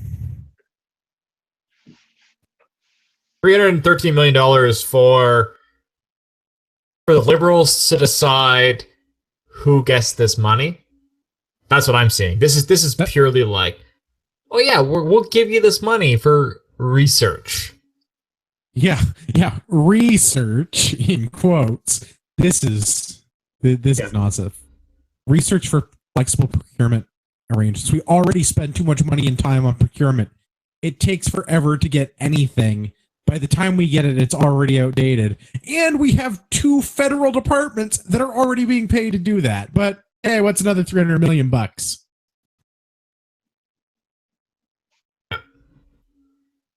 And this one, Andrew, we had a next one. Andrew and I had to. We'll see how this works. 30,000 strong reserve force, so full-time capability, part-time service. The size of reserve force will be increased by 1,500. Now I read this as part-time be increased by 1,500. Andrew, it seemed you thought differently. I went back and reread it, and I agree with you. After having reread the material, I originally thought this was an increase of full-time reserve force staff by 1,500, not an increase to the number of reservists sum total by 1,500. I was a lot more excited when I was wrong. Okay, yeah, that's so. My general thought is the same. So it's essentially we're increasing our reserve force by 1,500. Positive, not a strong positive. Yeah, no, it's a step. It's Yep. Actually, the last number that I saw was that the primary reserve was actually 26,000 people. So if they're either way, 1,500 is better. But if it's currently 26,000 and that number is accurate, that's not going to get them to 30,000. But maybe this is taking into account other types of reservists, not just the primary reserve. I don't know how they arrived at these numbers because they don't jive with the numbers that I thought were accurate for the size of the forces. Well, the numbers are made up and points don't matter, right? Pretty much. All right. Next thing is $225 billion to reduce carbon footprint. The fuck does that have to do with So the we are. Yeah. Come on, it's military spending. That's towards our goal for the UN. Yeah, I Okay, can so- leave it there, and we could like joke about all the random things, but they actually did give details. So I'll give them the benefit of the doubt and read why they're spending this money on. No. See, Demolishing. okay? Diesel engines that I'm not allowed to sell to anybody else that doesn't have an export permit because they don't meet emission standards. Guess what I don't need to sell those to the military? A fucking export permit. Well, you're about to get to need some. All right. So here's the deal that they do give, and that is demolishing outdated buildings with limited operational value. All new construction and major recapitalization projects will be silver leadership in energy and environmental design, or LEED, standard or equivalent. National defense will also transition part of the non-military fleets to hybrid and electric by 2020. So essentially, any buildings that are or underutilized will be knocked down. Any new construction will be energy efficient, and we're going to transition some of the non-military vehicles to hybrids and electrics. Okay, I want to go into some of this because some of it is not bad and some of it is fucking stupid. The demoing of the outdated buildings, probably not a bad thing. The issue is the average Canadian Forces base is so tight for space for where to put people. They're putting offices in buildings where it is not a building that people should be working in. So demoing those and replacing them, probably a good thing. $225 million does not say a lot of building, though. Replacing. If it's outdated, any new construction will be energy efficient. Which, again, I am fine with that. If we're going to build new buildings anyway, and I've seen some of the new buildings that have been going in an example for Borden, some of the new buildings, they look great. If they're going to be LEED standard certified, whatever, great. We're building them anyway. I'm sure it's not that much more money to make them energy efficient since we're doing new construction. So let's just use the right. Yeah, like we're already spending tons of money building them. Let's screw in some LED light bulbs. Yeah, no, and I agree with that. But like knocking down an underutilized building and rebuilding another one in its place just because there was something there is stupid. I agree with that. I don't think that they're going to be doing a lot of knockdown, build new. I think they're going to be doing a lot of build new, move people, and then knock down old. Yeah, but if it's an underutilized thing that we don't need, just knock it down or leave it. Like that's not even fucking. Okay, so that's the thing. Is they're talking about the limited operational value, which is. That's my original point. Is they're going to demolish outdated buildings, and any new construction. They're not saying demolish outdated buildings and replace them with new constructions. Yeah, but you have to be careful with the government because. No. I think I'm being specifically careful with the government. Yeah, as long as they're not just building for the sake of building to like create jobs or some bullshit like that, then yeah, like obviously if you're gonna build something new, build it to the latest and greatest so that it lasts longer. That just makes sense. I'm on board with that, and it wouldn't be a huge difference in cost. Yeah. It's new construction anyway. So the thing that I take issue with is the non-military fleet of hybrid and electric vehicles. Can we please stop spending money refining rare earth metals that are available only from China because nowhere else can refine them to a standard that's satisfactory for the fucking leftist communist hippies that want green energy, and then using traditional sources of power to turn something else into electricity to power these goddamn things? Can we please stop doing that? The electric car is a dumb idea. I actually, and there was just a study that came out from, I think, Sweden this past week, where it was like the carbon footprint of creating the battery takes like 12 years of driving the electric vehicle. So before it equals the same as the gas-powered vehicle. Yeah, come on. They're refining it in China. It's only the world's biggest emitter of CO2. It's not like in North America where we have regulation to prevent that. Yeah, but my carbon footprint is lower. So I can feel good about it. It's not like we live in a closed system with a finite amount of space. It's not like there's only so many places for the carbon to go. Clearly, this is China's problem now. Yep. It's like back when they had smoking and no smoking sections in restaurants. There was a clear divide between them, and that cigarette smoke did not waft over. This is stupid. Do not. if they're gonna use hybrids, fine, like whatever. But please stop buying electric vehicles and spending government money on that. They're more expensive than the gasoline alternatives, and they are not going to be run. Well, actually, in the case of the military, they might actually run long enough that the carbon footprint makes up the difference. Because the military has a habit of keeping things for fucking ever. Because we can't get new money for good stuff for our troops.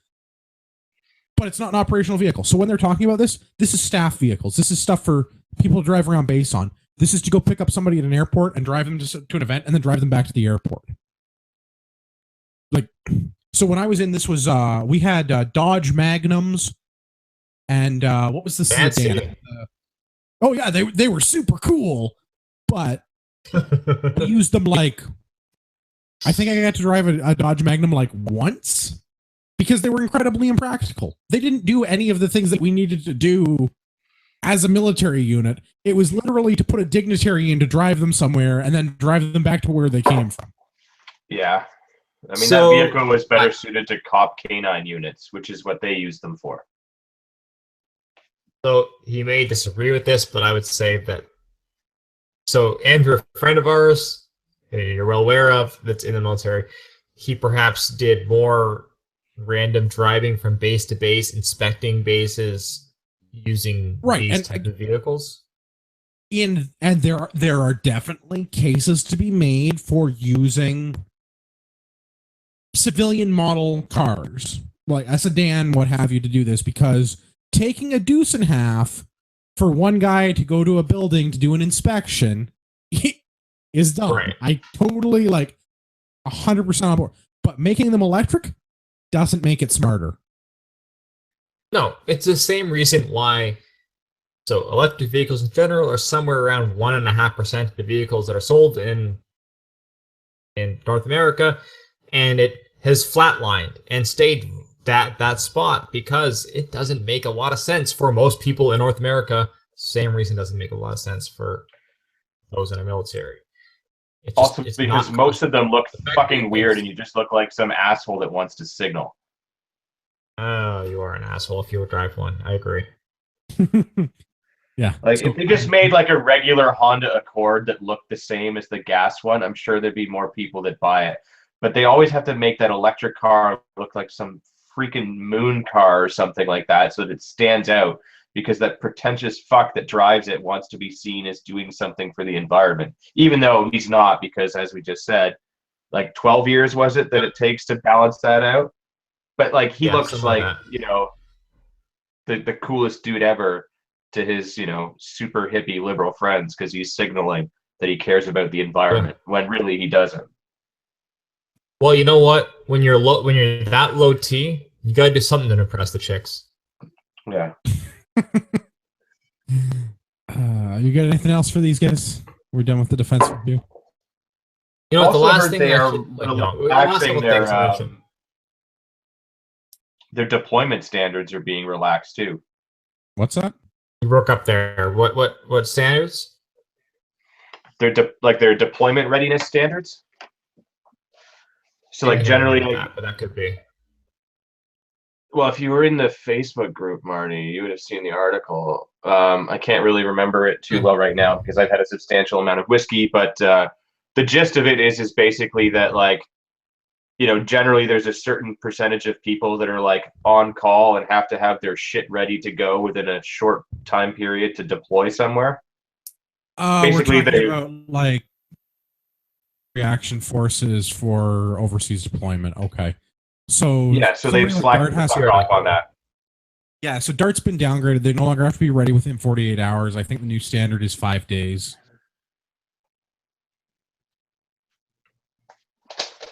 We probably should just dissolve DART to begin with, because the disaster emergency response team is maybe not the best use of our military, because again, the military really should be used to kill people with.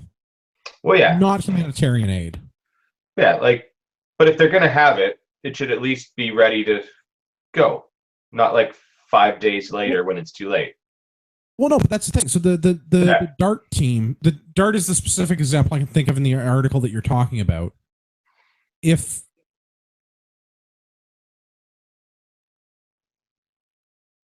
I totally just lost my train of thought.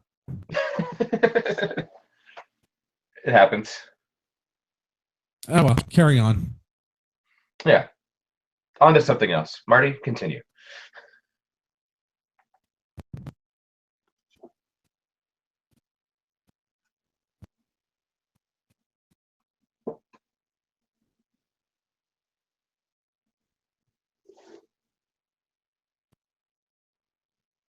Well, this is going well. I think all of our internet just shit the bed at the same time, and we had a big dramatic pause.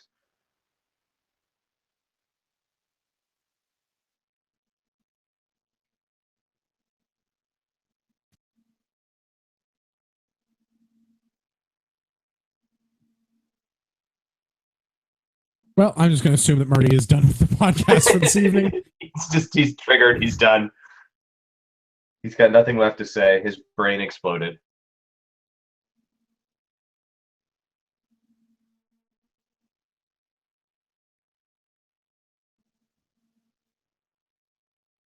What's going on?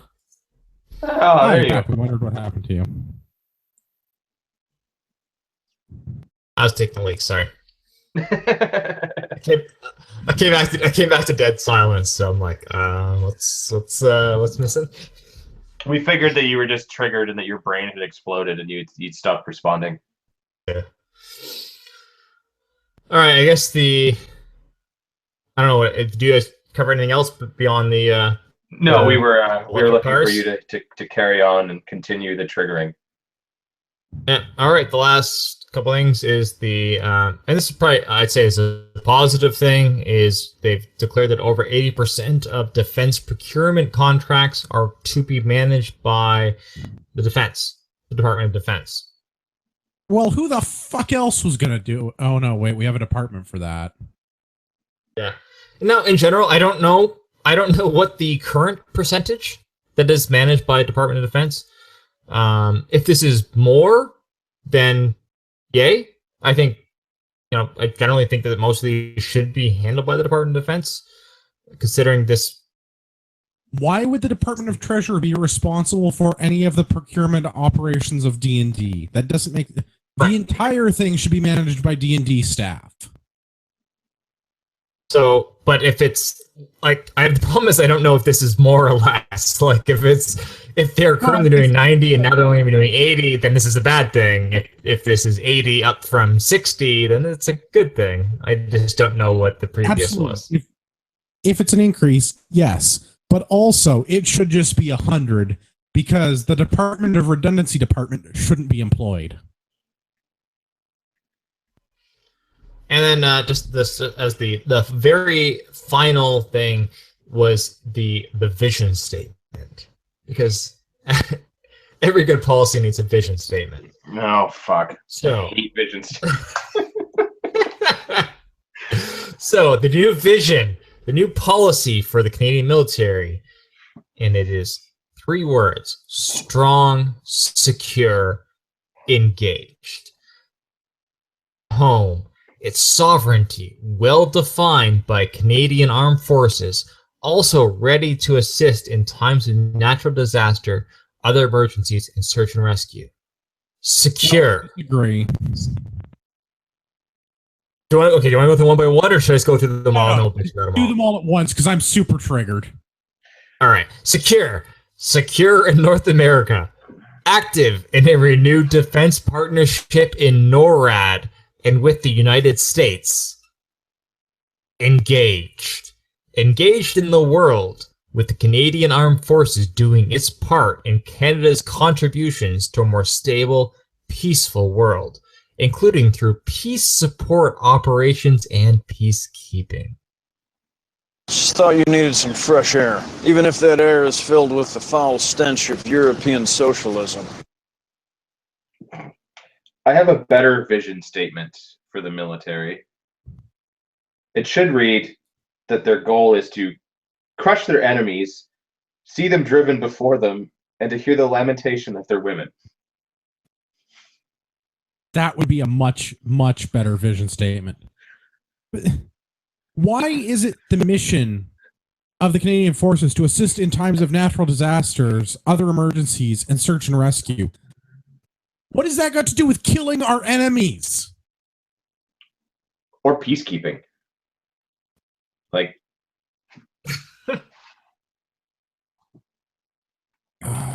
okay, yeah, the Secure North America thing, I can get behind that one point.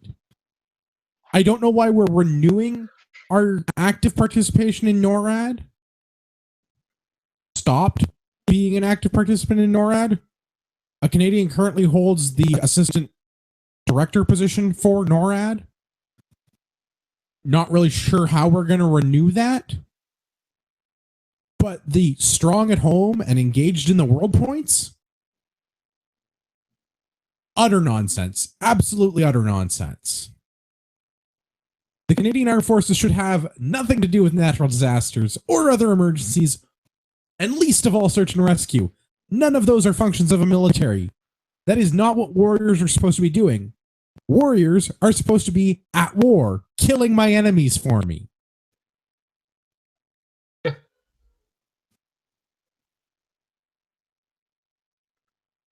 The peacekeeping thing is just Trudeau Senior deja vu. Like, this is the forces under Gretchen again. We're going to be involved in peacekeeping operations to keep one group of terrorists from trying to blow up the other group of terrorists. We should just let them do that. They're like over there doing that. Yeah. That's fine. Doesn't impact us.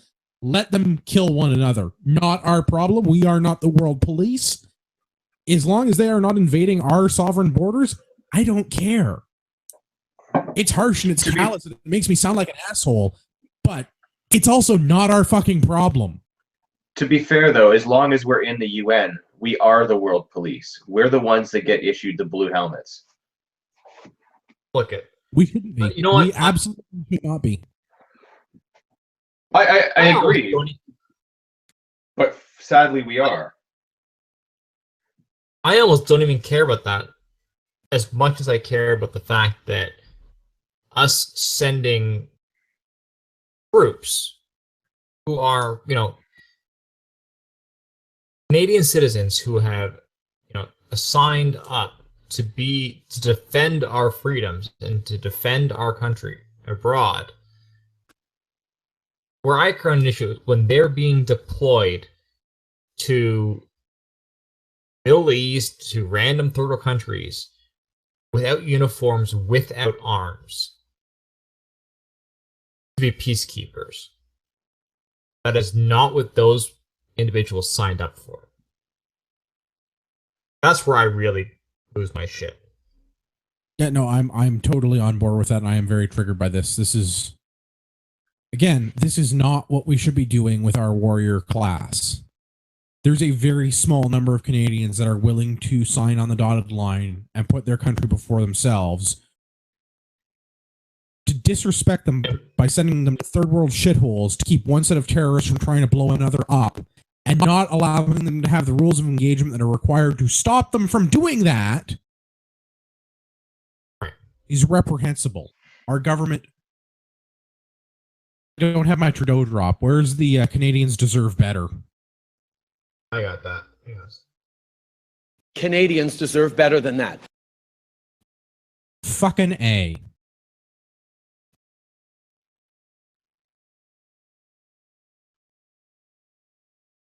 So I think that's it I have on the defense policy. Do we want to talk about quickly the follow-up on Zimmerman? We talked about it on Monday. What about Zimmerman?